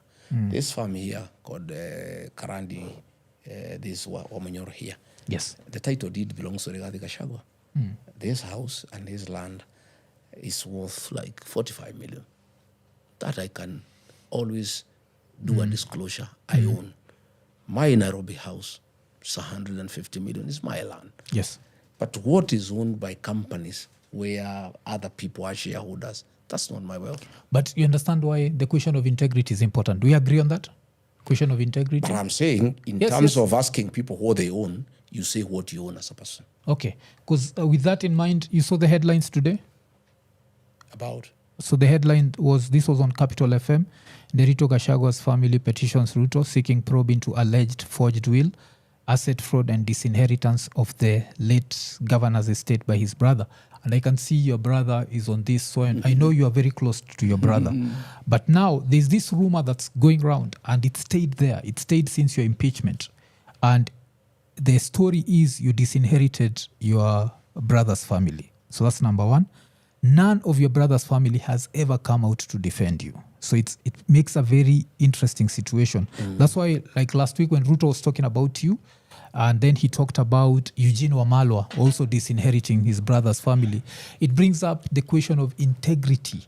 You understand? Where if your brother can't trust you with his property and his family, how can we as Kenya trust you with our property? That's why I was telling you the question of integrity. Everything is interconnected. Yes? My brother, we are in politics. And in politics, opponents say everything they want to say against their competitors. William Ruto is my competitor. William Ruto is not the patron of the Gachagua family. He's the President of the Republic of Kenya. He's supposed to look after public assets. 10 billion shillings have been stolen in his citizen. He's not talking about, wait a minute, let me talk. He's not talking about it. Okay? 50 billion shillings have been stolen in SHA. He's not talking about it. He's talking about Nairobi Hospital, which is a private hospital. Wait a minute. This is not him. Yes. Which is a private hospital. Yes. He is talking about the Gachagua family. Family matters are solved by families, not by the President of the Republic of Kenya. Family matters are sorted out in court in case they are there. The law of succession, my brother, it's not a matter for the President of Kenya to handle. The law of succession is handled by courts of law. If anybody is dissatisfied by what is happening in a succession implementation, you don't go to the President of Kenya. You go to court. That is the law, because the President of Kenya has no authority over families. Family law says the law of succession. The late Rigathi Gachagua died in the year 2017. He left a will. That will is studied at the Kenya School of Law as the most advanced will ever done in the Republic of Kenya that has taken care of everybody. So you can get a copy of it? Yeah, you can. Okay. The late Gachagua left he wrote a will and gave his property to everybody. Not his wife or children alone. He gave his wife, 2 of them, and his children, 4 of them. He had other women in his life. He included them, 2 of them, and their children. He left a piece of his wealth to all his brothers and sisters, a total of 21 beneficiaries. He left a will and said all his properties should be sold and the proceeds distributed to the beneficiaries in a formula that he put down in his will. Some were getting 10%, others 5%, others 2%, others 3%. He left 3 executors, his lawyer, Njoroge Regeru, his longtime friend, Mwai Mathenge, and Rigathi Gachagua, his brother, as executors, with instructions to sell all his properties, pay his debts, there were many, and the balance distribute to the 21 beneficiaries in accordance with the formula. So you didn't change any part of the will? Yes, listen. The succession law says once a will has been read to the beneficiaries, you go to court. We went to court, all of us. And before the judge in 2018, all of us told the judge that we have agreed to the contents of the will. Okay? The court adopted the will. Okay? And allowed the executors to go ahead and execute it in accordance with the wishes of the deceased person. We embarked on that exercise as the executors and sold the properties, paid his debts, and distributed the balance to the beneficiaries in accordance with the wishes. So that happened in court 8 years ago. 8 years, nobody has ever spoken. All those beneficiaries have received the monies into their accounts and they never complained. William Ruto has decided to play politics with the Gachagua family. Met some of the family members yesterday and told them that he has the authority to recover most of the things that were sold and give them back to them. It is not possible. He's just lying to them. And it's okay. That matter was concluded in the court of law. Everybody was there before a judge. The records are there. And the judge asked each and every person by name, Rigathi Gachagua, do you agree? Yes. So and so, do you agree? Yes. The judge wrote it down and issued what you call a probate. That was in 2018. And that's public record? Yes, public record. You know what is happening. Eh? William Ruto is playing politics. And because he wants to fight Rigathi Gachagua. Rigathi Gachagua has stolen nothing from the Kenyan public. Rigathi Gachagua is clean man. So he thinks he can come and interfere with family matters. One, he's meddlesome. This is our family. He's not a member of our family. Number two, if there was a problem with a family estate, you go to court. You don't go to William Ruto. He's not a member of our family. He's also not the chief of this area. When you have a problem and you have no money to go to court, you go to the chief. If you have money, you go to court. This matter was concluded in court by consent. Nobody said no, and the records are there. Those 4, 5 people he met yesterday, all of them have received money. When we sold Olive Garden, the ones for 10%, they got 50 million. The ones for 5% got 25 million. Everybody has gotten their own money. So this is politics. And it's unfortunate that when our country has so many problems, the president has abandoned his work to look after the country. He is now meddling in families. He's meddling in private institutions like Nairobi Hospital. He is meddling in my family thinking he's fighting Rigathi Gachagua. I want to tell my relatives to be careful. That William Ruto misused me. He's misusing them. And they'll be very embarrassed when these documents come out in court, into the public, because they will be released. I've just talked to the family, our brother, my brother who is elder, the eldest one, he is very annoyed. And the other family, those are 4 beneficiaries. They are 21 beneficiaries. My brothers, my sisters, they have tried to reach them out to give them money to spoil my name. They have said they cannot. Blood is thicker than water.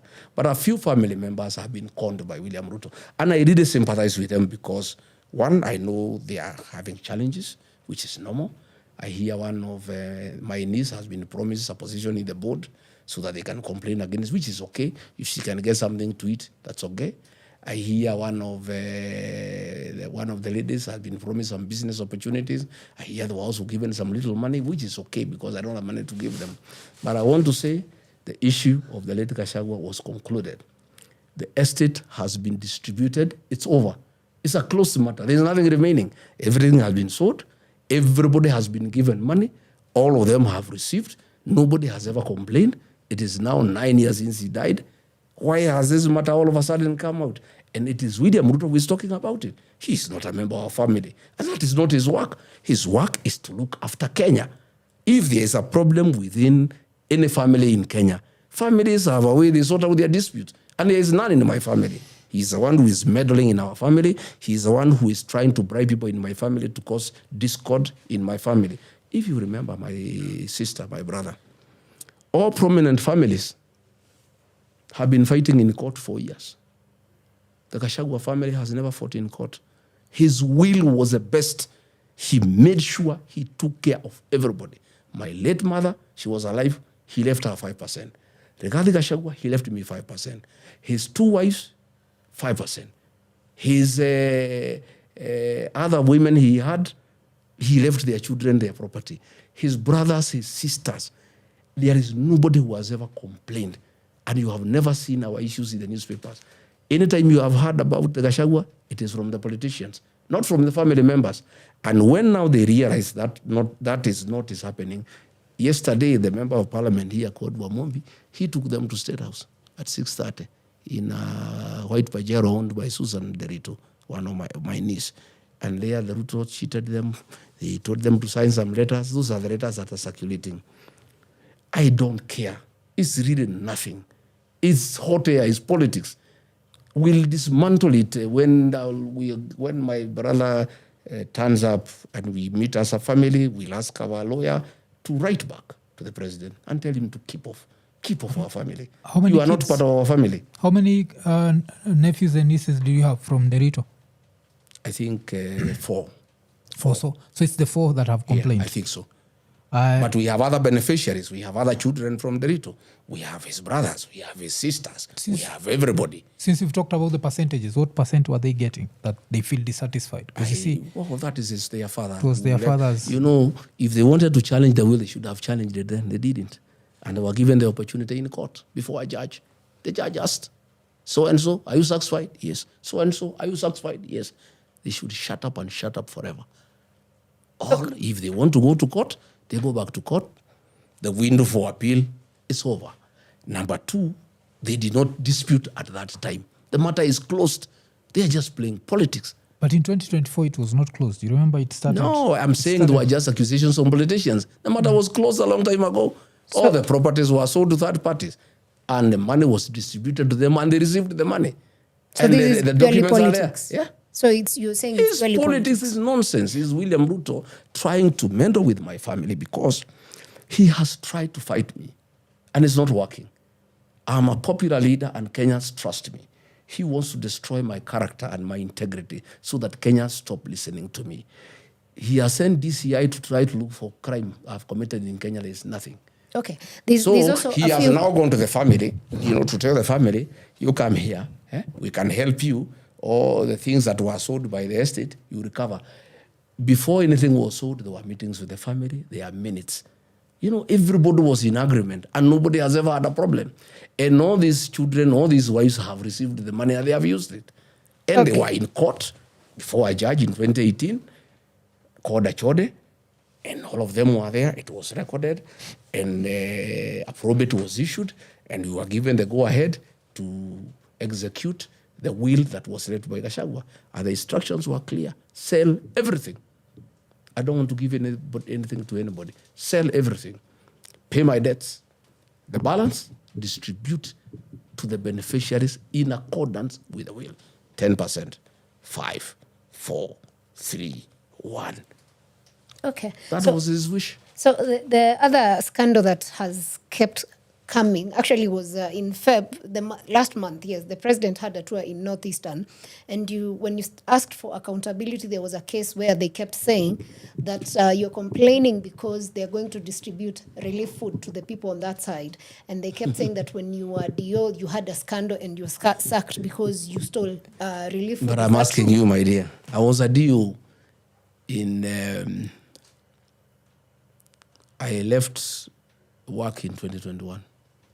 William Ruto picked me, 2001. He picked me to be his running mate. How many years later? 20. Yes. Didn't he know I had a case? He has only known I have a case now that I'm opposed to him. It's rubbish. It's nonsense. And criminal matters have no time limit. If I stole food, William Ruto can take me to court tomorrow. It's all nonsense. It's really a very desperate man, who is just spreading propaganda, And I have seen even him saying, some girls were impregnated, some girls were killed. They have been here trying to look for the relatives, we can give you 10 million, you say this, you say that. It's all nonsense. And I really don't want to bother with those things because those things have been said by bloggers opposed to me for the last 5 years. I'm very embarrassed when I see a president of a country picking content from bloggers and talking about it on top of a car. And a president of a country that is struggling, where people have been killed, people have been found in a mass grave, he's not addressing that issue. 43 people have been killed in a mass grave. He's not addressing that matter. The country has a debt of 12.9 trillion. He's not addressing that matter. He's addressing nonsense. That he can get in top of a car to say that a cow of somebody died because of a tick. Just how petty can a president be? When the country is struggling so much with so many problems. Kenyans are asking themselves, where did we go wrong? How can a president of a country be so petty, so reckless to handle personal issues of Kenyan citizens that are a result of rumors and gossip instead of handling the real issues that are affecting the people of this country? You understand also the fact, you say you left office in 2001 and he's bringing it up right now, 25 years later. Can you also understand him also can say that he was with you in 2022 and you never brought up Kiambaa, but lately you've brought up Kiambaa? You understand why it's the same sort of argument where if he was good enough to be your running mate... Well, the only difference, the matter of Kiambaa is of public interest. He is bringing things that are of a personal nature. He is the president of the Republic of Kenya. Relief food is personal. Listen, my friend. It's national interest. But he is the president of the Republic of Kenya. He has a responsibility to bring things that are of concern to the people of Kenya. Yeah? Personal things about a family. This is one family. There are more than 20 million families in Kenya who are having challenges. Why is he not bringing their challenges? Okay. It is only because he has a personal vendetta with me, because he knows I'm going to run him out of office. So let me and ask I'll replace him as president. So what is happening is he is on a mission to spoil my name, because Kenyans trust me. Kenyans are listening to me. But I can tell you, Kenyans are also very intelligent. I have looked at the social media responses. He is being told, tell us about Kenya, and tell us about families. And the same Kenyans are saying you could actually be working with President Ruto on the side. To do what? It's politics, as you said. How could I be working with him on the side? I want to remove him from power. And he is resisting. And he is feeling the heat from me. So if he approached you, would you work with President Ruto again? I cannot work with William Ruto. He is wrong for this country. He is responsible for the hole we are in as a country. Mwai Kibaki left us a working free primary education program. He has ruined it. We had a good program for university financing, help. He has ruined it. We had a working NHIF program. He has ruined it. He has abducted children. They have been killed. How can I work with such a man? I have no business. But you see, you've said he has abducted children, he has killed them. Let's go back to Kiambaa. You wouldn't say that you didn't know about Kiambaa in 2007. He's always been the main suspect in quotes. And you worked with him. Yes, we did. You endorsed him. We did. You said this is the best guy to lead Kenya. We did. You can't then come back a few years later after you fought with him to say now Kiambaa is an issue. Let me tell you why. Let me finish my point. It means that you will tolerate anything as long as you're on the side of that person. Not necessarily. And as soon as you're on different sides, you'll be like, this is the worst guy. Not necessarily. Yeah. I'm a Christian. Forgiveness is a very important aspect of our Christianity. So you took back your forgiveness? I'm saying, listen to me. I think it's fair you also let me speak. Yes. It's a very important aspect of our Christianity. I and my people, the Kikuyu nation, were feeling very bad about Kiambaa and the 2000 atrocities, whose Ruto was charged with crimes against humanity. But Ruto and Uhuru Kenyatta came together, forgave each other, and asked the two communities to forgive each other. And we said, we'll forgive, but we will not forget. And we said, let bygones be bygones. And we left it. And we believed, in all honesty, that William Ruto was a changed man. And anybody can change. Saul can become Paul. And he was sweet-talking, and we were convinced he's a changed man, and he cannot go back to his ways. But the minute he got into office, abductions started and extrajudicial killings. Then it came to our knowledge that he had not changed. He's still the same man. So we started remembering the old things. Normally, that's how life works. If you forgive somebody over something that they did to you, and they say they will never do it again, then they do something similar, you remember the old things that happened. That's how we talk about Kiambaa. And actually, what has brought about Kiambaa is not even the killing of the Gen Zs or the abductions. It's the attack on churches by goons and police. The attack of PCA Mweki by goons supervised by police. The attack of PCA Kariobangi by goons helped by police. The attack of ACK Wetima Church in Othaya by police.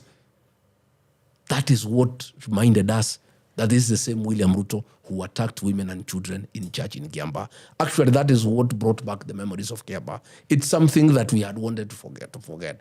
But the minute he started attacking churches, and we are saying he's the one because investigations have been done, and he has stopped prosecution of those involved, despite the fact that they are known.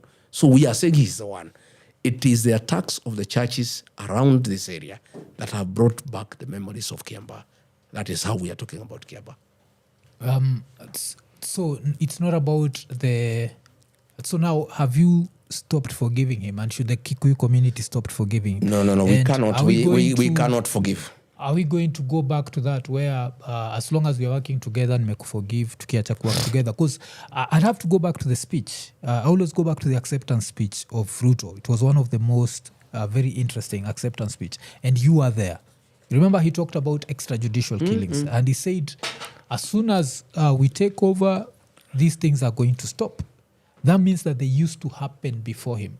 And you never blamed Uhuru for them. Understand? So now Why is it different with him? Why is it now these extrajudicial killings? Because like right now you just said Uhuru is your brother, you can work together, you can what. But when you are coming back, even on the inauguration day, you also remember your speech. There are a few people who took it like it was a little bit disrespectful to Uhuru, if you remember that. True. So can you see why now it's hard for me to take your word 100% that...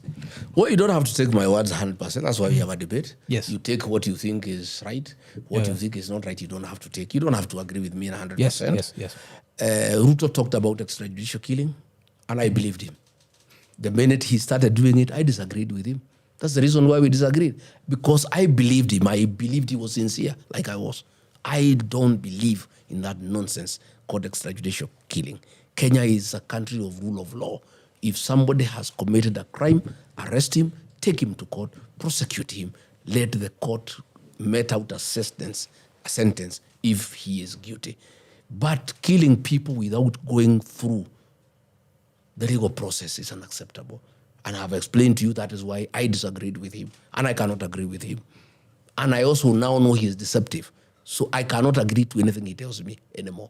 So how different, if you were to get in power, would you deal with the security sector in Kenya? Because it's a problem, especially with goons in political spaces.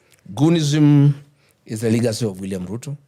Goons are part and parcel of the Kenya Police Service now. Well, they've been there even before. And we are saying, I am now persuaded that when Ruto sent our police officers to Haiti, we thought they are going to help the people of Haiti to deal with the criminal gangs. Little did we know that they were going there for benchmarking, to know how goons can run a country. The city of Nairobi is run by goons. Even when William Ruto is in town, there are goons in tow, robbing people when he can see. And nothing is done to them. The governor of Nairobi works with goons. PS Raymond Omoro works with goons. I have been attacked by goons more than 24 times, and none has been arrested. I want to say this. Kenya is a country of the rule of law. President Rigathi Gachagua would make sure that the rule of law is upheld in this country. And I will tell the Inspector General of Police that he must work with 5 documents only and nothing else. The Constitution of Kenya, 2010, the Criminal Procedure Code, Cap 75, the Penal Code, Cap 63, the Evidence Act, Cap 80, and the Police Standing Orders. That's all. And if the police follow those 5 documents, we'll have no problem. If anybody has committed a crime, why do you want to assassinate that person? Why do you want to abduct and kill that person without going through the judicial system? If anybody has committed any crime, that is in the Penal Code, arrest that person in accordance with the Criminal Procedure Code, Cap 75. Put that person before court. And using Cap 80, the Evidence Act, adduce evidence before a court of law. If the magistrate or the judge is so convinced beyond reasonable doubt that a criminal offense has been committed, the Penal Code provides sentences that are there in law. And that person will either be fined, go to prison for a certain period, or both. But let no police officer decide and be the police, the judge, and the executioner. It cannot happen. We must have separation. Police arrest you, DPP prosecute you, the judge makes the decision, the prison jails you. That's the way it works. But we are having people who want to be the police, the judge, and the executioner. It cannot happen. And it's against the law. How independent would the judiciary be? And would you say that the judiciary has been independent under Ruto? To a certain extent, the judges have really tried. And I must commend them. Because you have seen many times Ruto has violated the Constitution and done many things against the Constitution, and the courts have said no. They have stopped it. And I really want to commend the judiciary. I know there are always attempts to twist the judiciary in a certain way, denying them funds, denying them cars, denying them security, intimidating the Chief Justice. But I want to appeal to the Kenyan judiciary to stay steadfast as the last line of defense for the Kenyan people. Let them uphold the Constitution and make sure the letter and the spirit of the Constitution is followed to the letter. What is your take about the office of the DPP and how it operates? I don't think they are fairly independent because I have seen many attempts to prosecute people because of their political stand. I have seen a lot of governors. You saw the governor of Trans Nzoia was taken to court by the DPP, and the High Court has ruled is a violation of his constitutional right and have stopped the proceedings and said actually he should be paid. I have seen the DPP being muzzled by the executive to prosecute people for political reasons and to deny them their freedom to make political decisions. Especially our governors had a lot of siege. Many governors would want to be in one term, fear, because the DPP has been used to intimidate them. Because the reason I'm asking you about the independence of the judiciary is when Uhuru was president, a lot of people that ended up in Ruto's government were facing cases, yes? So you had your case. Aisha Jumwa had a case. I think hers was a murder case. And Linturi had an attempted rape case. All these cases got dropped as soon as Ruto became president. Yes. Most of those cases. That shows that it was not The independent DPP judiciary. under Uhuru was not independent. The DPP under Ruto has not been independent. Even when you were there? Why most of those cases were dropped is because they were political. In fact, in my case, the DCI saw an affidavit to say that they were pressurized to prosecute me without evidence. And that is how I was let off the hook. So it was not because you had become the deputy president? No, it is because they had filed a case against me without evidence and they were being pressurized. And they didn't like it. So the minute I came in, the people who was pressurized them had left. So they were free now to exercise their mind. The DCI saw an affidavit to say we had no evidence against this man. We want the cases to be dropped, and that was it. So how would you say that a rape case was political? Because either someone was naked and someone walked in. Now, we cannot go into the merits or the demerits of a rape case because, friend, let's not go that direction because you can only say there is a rape case when it has been concluded. There was an attempt. An allegation is an allegation. What happens before a court of law? Everybody is innocent until proved guilty. You cannot say because it has been alleged that you raped somebody, you have raped somebody. It has to go through the rigors of prosecution and it has to be proved. In that matter, the case was never heard and then it was terminated. So you cannot say somebody had been raped because it has not been proven. No, it was attempted rape. Whatever it is attempted, even if it's attempted, Yes. for it to become a crime, it has to be proven. Yes. The reason why I was bringing it up was during Uhuru's time, when Ruto had a case for grabbing Muteshi's land, he went through the whole thing. It was step by step, until the case was concluded and Muteshi won. During Ruto's time, you are part of you are one of his friends. All his friends, the cases got dropped. Even Waluke, the guy who was in jail for corruption, I think he'd gotten 67 years. All those cases got dropped. You don't know. All those Let me correct you. Let me correct you. No, it's also that's good. Where I have a problem. No, it's also not good to make a blanket statement that is not true. Waluke's case was not dropped. The Kenyan Constitution has mechanisms to address legal issues. Criminal matters, you are taken to a magistrate's court. You have a right of appeal at the High Court, at the Court of Appeal, and the Supreme Court. Waluke was convicted by a magistrate. The sentence, he appealed before the High Court. The sentence was upheld by the High Court. He appealed before the Court of Appeal. The sentence was quashed by the Court of Appeal. That is a court of law that has quashed it. Nobody dropped it. The cases you are talking about were never heard. And why they were never heard is because they had no evidence. They just kept us in court. Because I was taken to court in 2020. Why was it not heard for 2 years? The magistrate kept the prosecution kept us tomorrow, because they had nothing. So there was no influence from no, I'm saying if there was evidence against me, the matter should have been heard in 2 years. Why was it not heard in 2 years? Because we kept on going to court. The prosecution would ask for more time because they did not have evidence. They were even told to supply us with the evidence they have. They never supplied us with the evidence. So by the time we came in, the DCI was saying we were pressurized. We didn't have anything against these men. And then it was dropped. So what I'm asking is, what's the probability a murder case is dropped, a rape case is dropped, a corruption case is dropped, a what is dropped, and all these are friends of Ruto. I think I'm the wrong person for you to ask such a question. All these are friends of Ruto. No, You I am see, saying, by that I'm time they were saying, being I am brought to saying, Ruto's friend. I'm the wrong person to ask such questions because I don't think I'm competent to judge. You can only ask me about my own case. That one I'm competent because I know what happened. About other people, I think you're asking the wrong person. No, I was just saying because the judiciary, like how independent is it and how independent that one would you'd- it be I under think you? that one- Under you, because you see, I think that you, one- you say Uhuru is your brother, but then you also say Uhuru used the judicial system I to am punish. not defending his excesses. He's my brother, yes. The fact that he had excesses does not make him not my brother. I mean, I would be a very bad man to say he's not my brother because he had excesses. But he had excesses. His government used the criminal justice system to settle politics, and it was wrong. But that does not make him not my brother. But he's not president anymore. He's retired. Bygones be bygones. We are through. We're over that phase. Okay, Yeah. let's move to something that's very critical for this country, the health sector. Yes. When you came in, you're part of the government, so of course you were introducing SHA into the system. What vision was there for SHA, and why do you think at the moment there have been so many issues and challenges and even cases about corruption?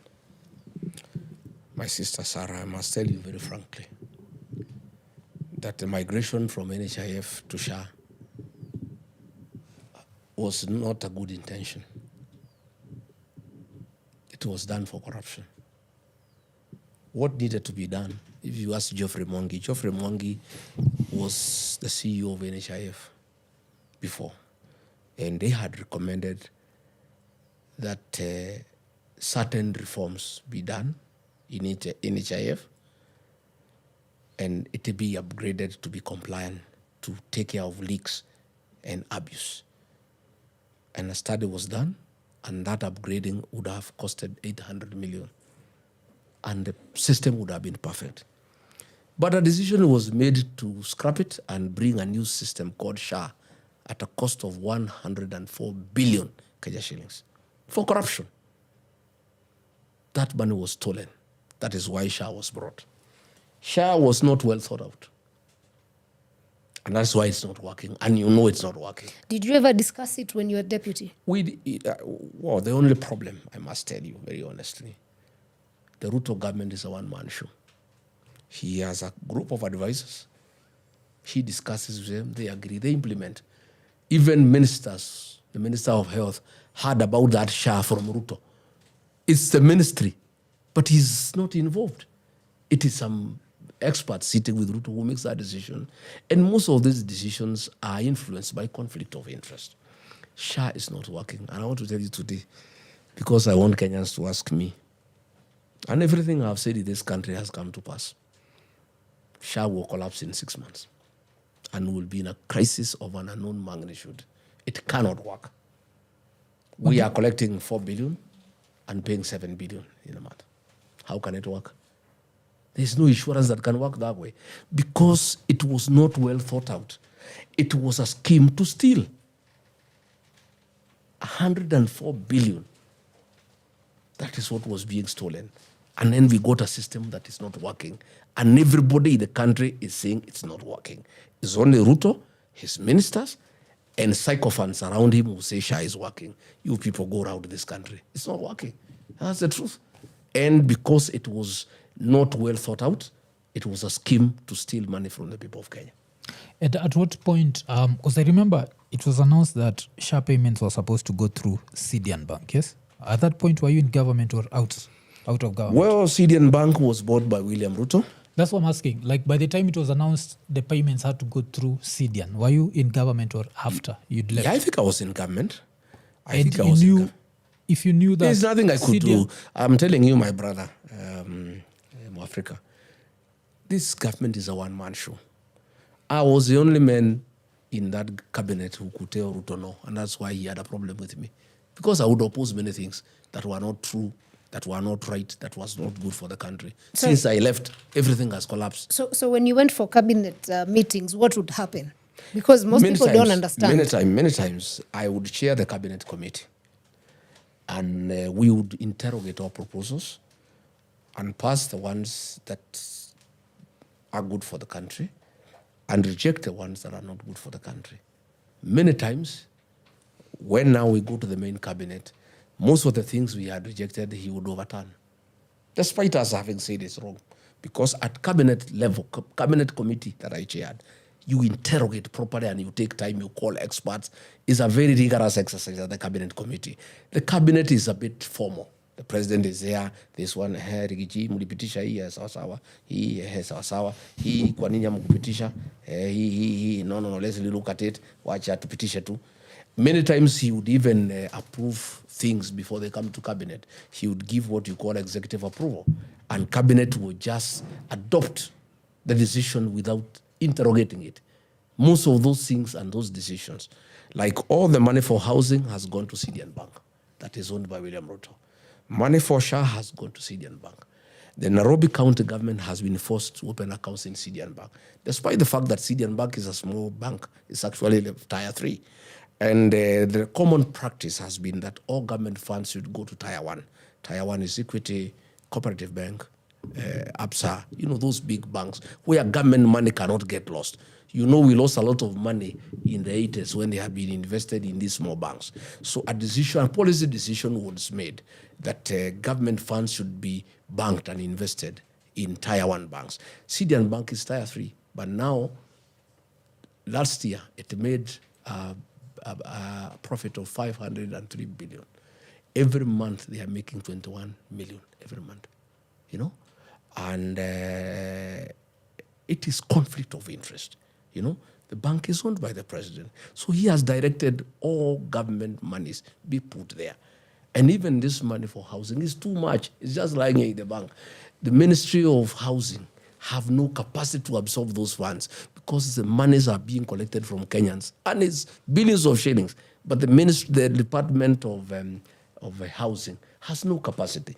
Even when I was in office, I suggested that we put some of this money to the National Housing Corporation, which is a corporation has a proven track record of building houses and has a very well laid out infrastructural capacity to do houses. Ruto refused. The money is in the bank most of the time because he's earning interest. It is in his bank. So how would you correct the health sector? Because this is something that is affecting literally almost all Kenyans. I am afraid that by the time we take over, this country will be in trouble because if SHA collapses the way I envisage from the information that I have from insiders, in 6 months, what happens? For 1 year before we take office, we'll have a crisis in our hands. And I think we are going to put up a team to start thinking through what we shall do. But in my view, we need to go back to the old NHIF, restructure it to be in tide with the current and modern times, to make sure that we eliminate fraud, to make sure that we see all the loopholes, we see all the leaks, so that it is something that has transparency and accountability. But SHA as it is, I must admit we are in trouble. And I foresee danger ahead. I don't know what will happen to the Kenyan patients. If SHA collapses, and even private insurances have been denied opportunities for teachers, for police, everybody is told to go to SHA. That is not working. I would want a situation where SHA, or NHIF for that matter, is one insurance to compete with others so that there is efficiency. So that you can decide, even a public servant, if NHIF is better, you go to NHIF. If Jubilee Insurance is better, you go to Jubilee. Competition brings efficiency. This thing of monopoly is not a good thing, And that is why we want a liberal economy and we want a liberal insurance system in this country. We want to have private insurance firms. We want to have a government body. Let them compete so that people can go to the best. And that way, even a government body will become efficient. But if you force everybody to go to a government body, there's a lot of laxity. And there's a lot of theft by public servants because it's a government institution. I would want a situation where we liberalize health insurance and as many companies can have insurance schemes and everybody, including public servants, including police, including teachers, can make a choice and go to whoever is giving you a good service at the best price. But if you're saying that SHA would collapse, I think the easier thing would be to seal the loopholes. Because why is SHA Who will collapsing? seal? Who will seal, SHA, my friend? No, if you're in government, because if SHA No, is I'm collapsing, saying it is collapsing when yes, Ruto if is SHA is there. collapsing, it's collapsing because of fraud. Yes. Yes. The few people who've benefited from it, because there are few people who benefited. Yes, like they've gone to hospital and it's worked for them. That means that there are parts of that work. This thing of scrapping everything, like Ruto came in, scrapped NHIF to come up with SHA. You're also saying that if the next government comes in, it's going to scrap SHA, come up with something No, else. but So I'm you saying, understand I'm saying it's not working, and you can't correct what was intended to fail. SHA was a scheme to defraud the people of Kenya. I don't think you can reform an entity whose sole intention was to defraud the people of Kenya. You know, you have seen 10 billion shillings has been stolen. Instead of William Ruto following that, he's meddling in the Gachagua family. A private, a family that has nothing to do with the people of Kenya. He's the president of Kenya. He should be concerned with people, with things that concern the people of Kenya, not about families that are having their own dynamics as a family. Yes, which I think we moved from that. No, I'm just saying. Yes. I'm just saying, because you are saying that we reform. You cannot reform that whose very composition was meant to defraud. You'd have to. You cannot do.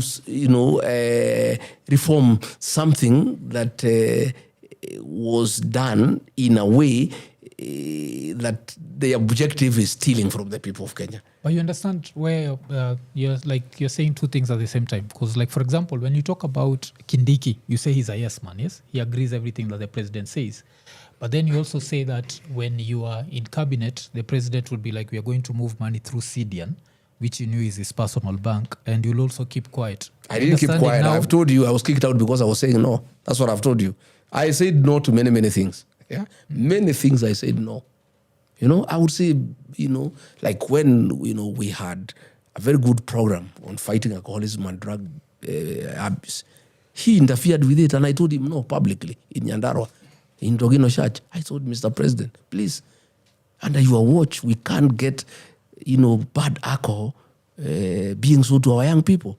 What is happening, Mr. President, is unacceptable. The videos are there. I told him in public. I think around that time, what had you said? You said bars have to be closed by a certain time? Yes, we said we control drinking hours. But do you think that's good in a secular country? Because it's still a secular country. Yes. EABL is still one of the biggest we are tax. saying, my friend. It's one of the biggest We are saying taxpayers people in cannot Kenya. drink throughout. Yeah? Yes. No, EABL is one of the biggest taxpayers in Kenya. So do you know, if you are to do that, you can't also disrupt a whole part of economy? For your information. Based on morals. For your information. Issue. Yes.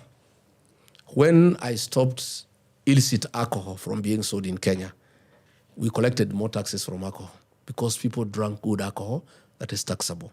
Most of this illicit alcohol, there is no tax collection. So when I stopped 51 factories that were selling bad alcohol, and there was a lot of counterfeit of the same alcohol that was not being taxed. When we stopped it completely, people went to bars to drink hygienic alcohol and drank more alcohol that is taxable. And actually, there was an increase in tax collection. We never ruled out Kenya breweries. What we did is we said people should drink from 5 p.m. to 11 p.m., 6 hours. And then you go home. If you arrive home at midnight, chances are by 7 a.m., you'll be sober and go to work. But this thing of people drinking from 7 a.m. to 7 a.m. the following day, it's not healthy for our country. And I can tell you, the reforms that I brought into that sector, everybody was happy. KRI collected more. There was sobriety. Young people who were sleeping in trenches went home. Young people who did not have families started having families. It was a win-win situation for the country and for our moral fabric. And everybody was happy. Today, when I go around the country, mothers are in tears. The young people are back to drinking. KRI is collecting less because illicit alcohol is what is available. Cheap illicit alcohol which are killer drinks. People are drinking and dying. There are funerals in villages every week. In every village, 2 to 3 funerals because of excessive drinking. And people are also not working. You find even going to pick coffee, boys are not available. Picking tea is women who are picking tea because all the young people are out there drinking cheap, illicit liquor. And I told William Ruto, my brother, you say you are Christian, you say you are parent. How do you allow this thing to come back? And I have successfully stopped it. That exercise was 70% successful. And what I was doing is stopping more drinking, illicit alcohol, and mama boys, would deal with the issues of those who are already addicted. It was a win-win situation for the country. And I'm very proud of what Mamba Boys and I did for our country. I am very, very proud leader. And wherever I go around the country, people commend me for what I did. And they actually miss that I left office because when I was there, things were working. I wanted to ask something else because there's also a critical thing in this country, and that's the CBC education system. I would want to understand, when you're coming in, did you understand what CBC was and what was the plan? Because at the moment, there's so many complaints about the system, and it would be also important to understand how you would handle that. Yesterday, I was talking to a parent who was saying their kids, I think, are in grade 5, but these children use just one common science book. Like, they're the same grade, but the books are different. So it becomes very hard for parents. So did you understand CBC and how would you handle it? Well, thank you very much. When we came in, I urged the president because there was a big craze about CBC. The teachers did not understand it. There was no curriculum. There were no books. The pupils did not understand it.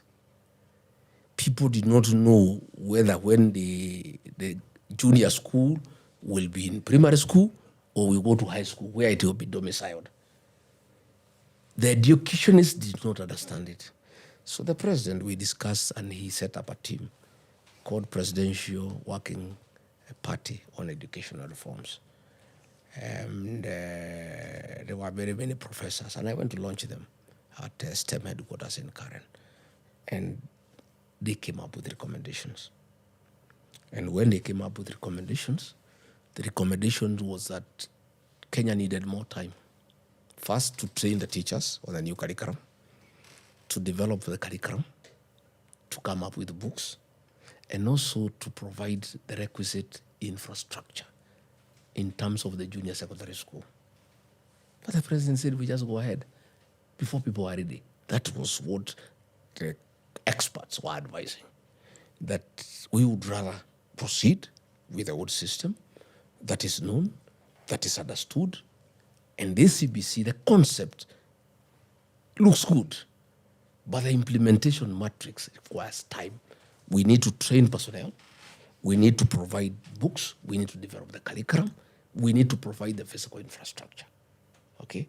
That is why you find the other day there was a big crisis about kids from grade 9 going to grade 10. Even some people don't even have uniform. The classrooms that have gone, they have no facilities. The teachers in the junior secondary school do not know the curriculum. They have not been trained by anybody. So the change of an education system requires very careful handling. And I can tell you the way you are saying it is true. Wherever I have gone, parents are up in arms, and everybody is confused. And that is the truth. There is nothing I can do myself. I'm not in government. We'll study the situation.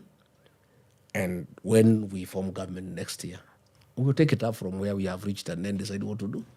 But the most important thing is to listen to the stakeholders.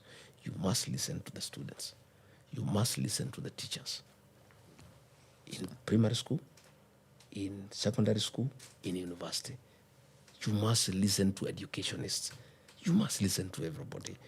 And Kenyans are knowledgeable. We have a lot of human resource. People knows what needs to be done. People need to be given a chance to contribute, to be part of the solution. And that's where we are getting it wrong. Where people at the top decide to do something, they don't want to talk to anybody. They proceed, develop an idea without talking to the stakeholders who would ordinarily give very useful input that will give a good outcome of the intended changes of a program. So that, because I see here there was a 42-member team that had been formed. Is there anything that they proposed that stood out that Ruto ignored? They had said that the implementation be done slowly, in stages, and we don't roll it out completely until we develop the requisite capacity in terms of teachers, the numbers, 2, equipping them, equipping the teachers with the skill, equipment. You know, you have seen the children here being told the things to make, but the materials are not available here in the rural areas. You know, you find some places they are supposed to study with their tablets. There is no electricity, there is no solar. So we needed to develop, you know, the equipment and the capacity, the infrastructure, the classrooms, the teaching tools, the teaching aids, and get books. Already now, as we speak today, the new curriculum, they are using the books of the old curriculum, which is sheer madness. You say you have a new curriculum, yet there are no books that can help in the new curriculum. You are using books for the old curriculum. It doesn't make sense. Out of curiosity, because these kids are now in grades 10, 11, and high school, what was the plan for them after high school? Because normally what we had was 844. You just go to campus. So is the training in university expected to be the same, or is it now reworking? To tell you the truth, I don't know. I'm very confused myself. You know, I listen to people. I talk to teachers, they tell me different things. I talk to education officers, they tell me different things. People have different interpretation of this program. Nobody can really sit you down and tell you exactly what is supposed to happen. And that is the crux of the matter. That is a tragedy we face as a country. That nobody can, with authority, tell you from the beginning to the end, what is the end game? Where do you start and where do you end? Yeah? And myself, what those experts had recommended, I thought it was very well thought out. Please, let's slow down the implementation until we put everything into place. It was a good recommendation. Now, the other day, I think it's the World Bank that said Kenya had one of the best world education system, I think either on Wednesday. What is the danger with that? Because that's a whole generation. What does that mean for a country? Well, we are at crossroads as a nation. Where you have the education system, it's not working. The health system is not working. There is insecurity, there are goons all over. Most of the projects have stalled. There is no money in circulation for the economy. Pending bills have not been paid for the last 4 years. Businessmen who have provided services to government, both national and county, their properties are being auctioned every day because the government has not paid them. The country is at a crossroad. And then you have a president who is on top of a car discussing families and persons, individuals and family matters and individuals and small petty things. When we have a challenge with the education system, we have a challenge with the health system, we have a challenge with security, we have challenge with the flow of money. I'm told by experts we are facing another challenge about the availability of fuel. And this fuel have nothing to do with Iran. It has everything to do with what you call G2G, a program that was brought by William Ruto that smells of corruption. It is done by somebody from Meru, Gulf Energy, with people in government. And we imposed, you know, during Uhuru's time, we were paying 8% VAT. It was increased to 16%. And then there was 7 shillings that the government can use to intervene and stabilize when there is a problem. They did what you call sectorization. That money was used to borrow money. So that money is not available to stabilize the fuel market. So we are staring at a crisis. And I am shocked that instead of the president addressing that, he's addressing nonsense and pettiness and gossip and rubbish. We have real challenges as a country. And I can tell you people are getting very agitated. And if things are not well taken care of, we could have civil unrest. Because Kenyans will reach a place and say, no, this is too much, you know, because nothing is working. Almost everything has come to a standstill. And the government is on a campaign trail, moving with money, with bags, bribing voters, when nothing else is working. We have many children at home because money for capitation has not been released. Principals of schools cannot pay bills to feed children in boarding schools. They are almost being auctioned. Yet you are asking them to keep children at school without money, yet they need to feed them. They need to pay electricity. They need to pay fuel. So these children have been sent home. As we speak, many children are at home. This morning I had many parents here who came to see me to see what I can do. Because I used to help them when I was member of parliament. I used to help them when I was deputy president. A few people when things were not working for a few families. But now it's almost everybody. Most children are at home because there's no money for capitation. Yet the little money that is available for public use is being used for the Ruto's re-election. That is how sad things are. And talking of schools, of course, there is the time when you spoke about Northeastern and how they've not built schools. And of course, people understood that. But there's something controversial you said about national schools like Mangu and Alliance. So would you like to maybe clear that? Because it came out like you were saying people from a region should... Because there's something that these schools... No, that's what I'm saying. I did say that. I said it's unfair for one region to build good schools. Another region has money that has been allocated in billions. They don't build schools. They use the money to build flats and malls in the city. And then their children come and take the places for the children of that region where people have built schools. I say this is unfair. And the people of northeastern Kenya supported me because over 1 trillion shillings has been given to northeastern Kenya. But there's nothing on the ground. We had great schools, Wajir High School. We had northeastern girls. We had Gabatura High School. Very good national schools. If the MPs and the governors in those areas have put money to expand the facility in those schools, I would propose a program where children from central Kenya can also go there and study there so that they get to know each other and we develop a national culture. I don't want our schools here to be the preserve of the people of central Kenya. I want all Kenyans to build good schools so that our children from every area can go and study in other areas. That was my point. Because children from those areas with very low marks were taking places meant for children in this area with very high marks. And I'm not saying those children do not deserve a place. Those children from northern Kenya deserve good education. They deserve an opportunity to learn and learn well. They deserve an opportunity to mix with other children.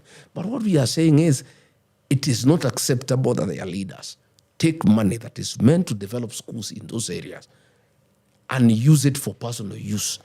And then there are no schools in those areas. And then the children of the areas where money has been well spent are disadvantaged by those children. It's not fair. And those children from northern Kenya are innocent. It is the leaders who have a problem. And we called them out, and I'm very happy the professionals and the young people supported me 100%. In fact, since I talked, the leaders from that area have started going back home because they never used to go. They were just staying in Italy, in South Sea, and they never go there. But now things are changing. They are being held to account. They are being forced by the people of that area to be accountable.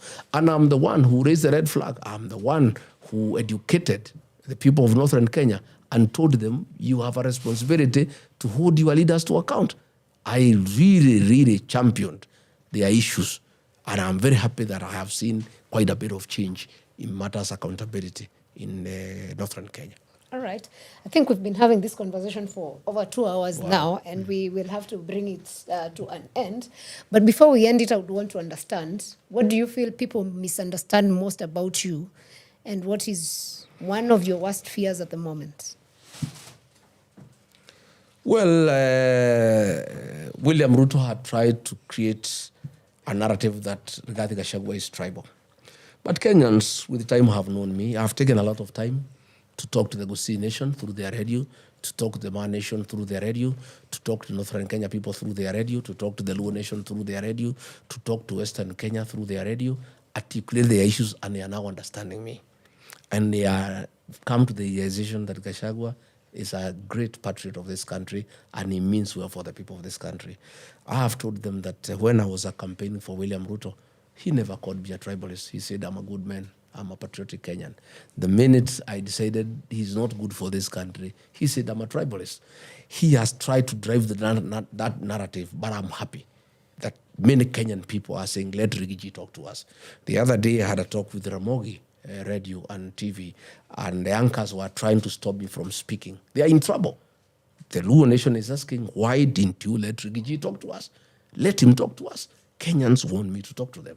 I think 70% of Kenyans now understand me, and I'm a very happy man. My worst fears is that the Kenyan nation could collapse. If the education system collapses, the health system collapses, the economy collapses, the security sector collapses, then we have no nation.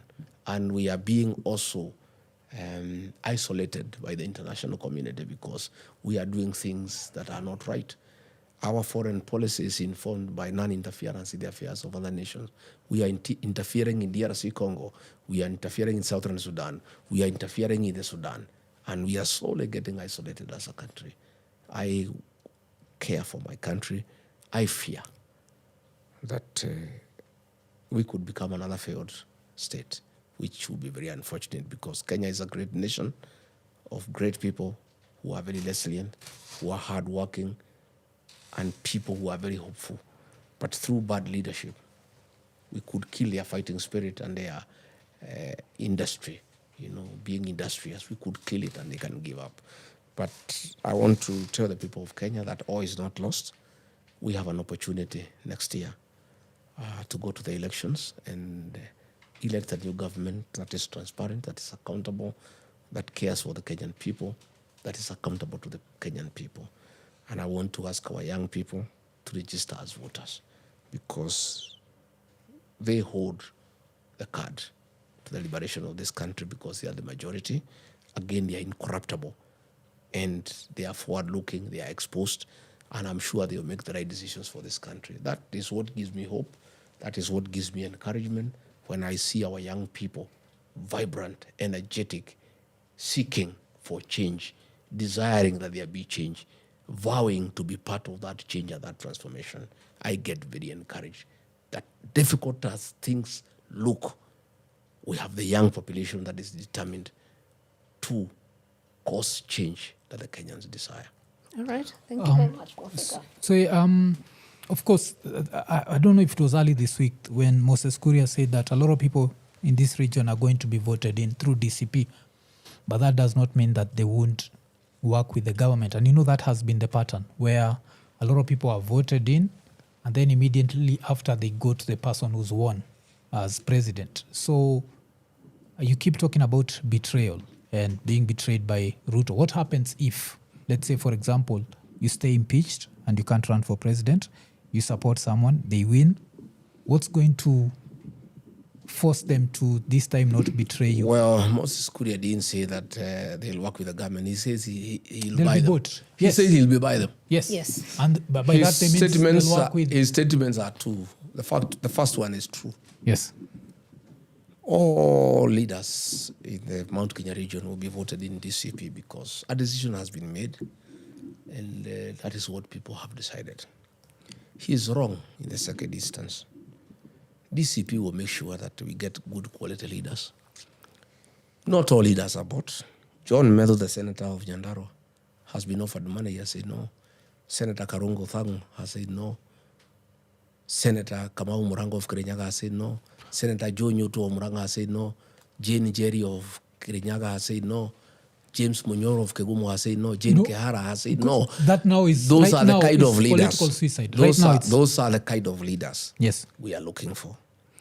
And I am very happy that so far the leaders who have expressed interest to run at the DCP and are doing very well on the ground, through my own investigations, through my own interactions, through my own due diligence, I'm sure we'll end up with 90% of good leaders who cannot sell their people to satisfy their stomach.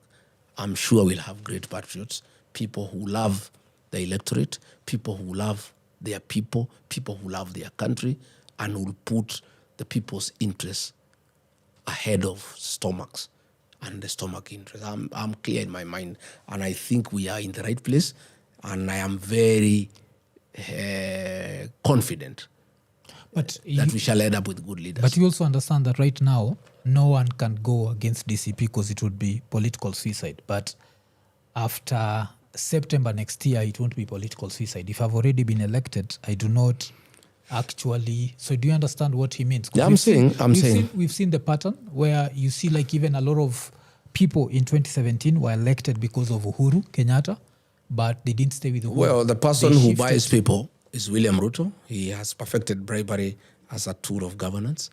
To start with, he will not be there to buy them. He'll be in Sogoi. That gives me a lot of comfort. Number two,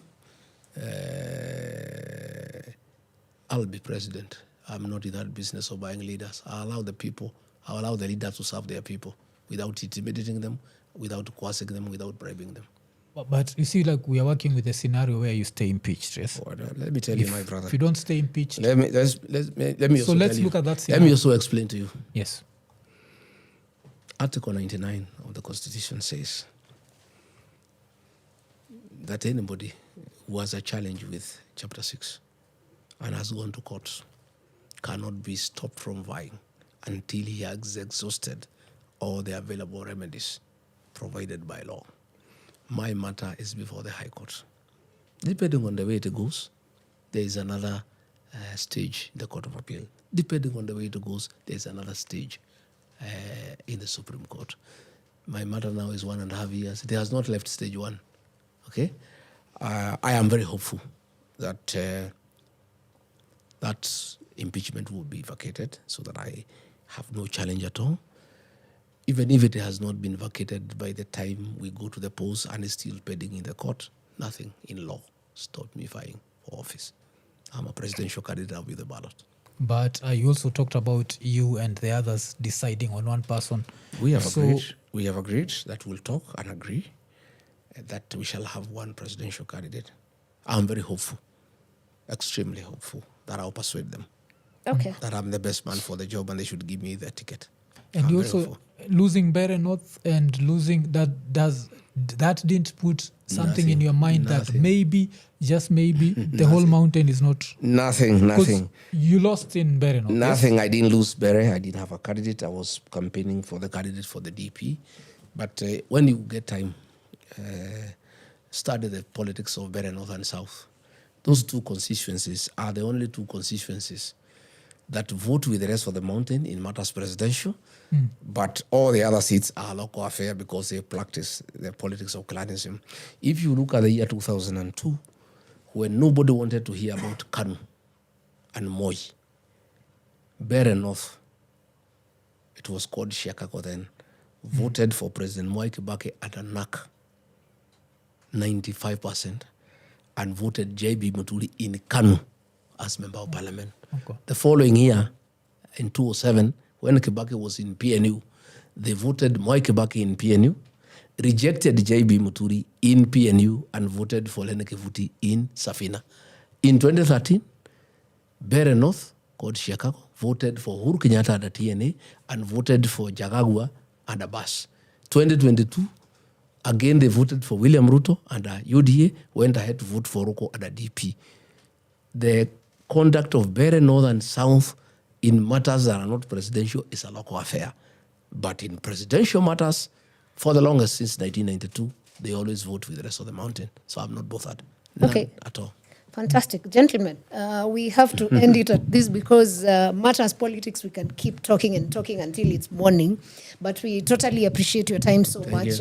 We appreciate, of course, at Alpha House, Ikonini, totally appreciates. And he actually promised that he will come to each of these podcasts, futuristic. So watch out because there is more that is coming. And we totally appreciate your time. To you who's been watching this, we appreciate your time. Thank you so much. We were able to ask as many questions as we could. To those we didn't, watch out for the next episode. Have a good night and thank you for watching. Thank you. Ikonini. Asante, tumeshukuru sana pia. It's long but easy. It's long but good.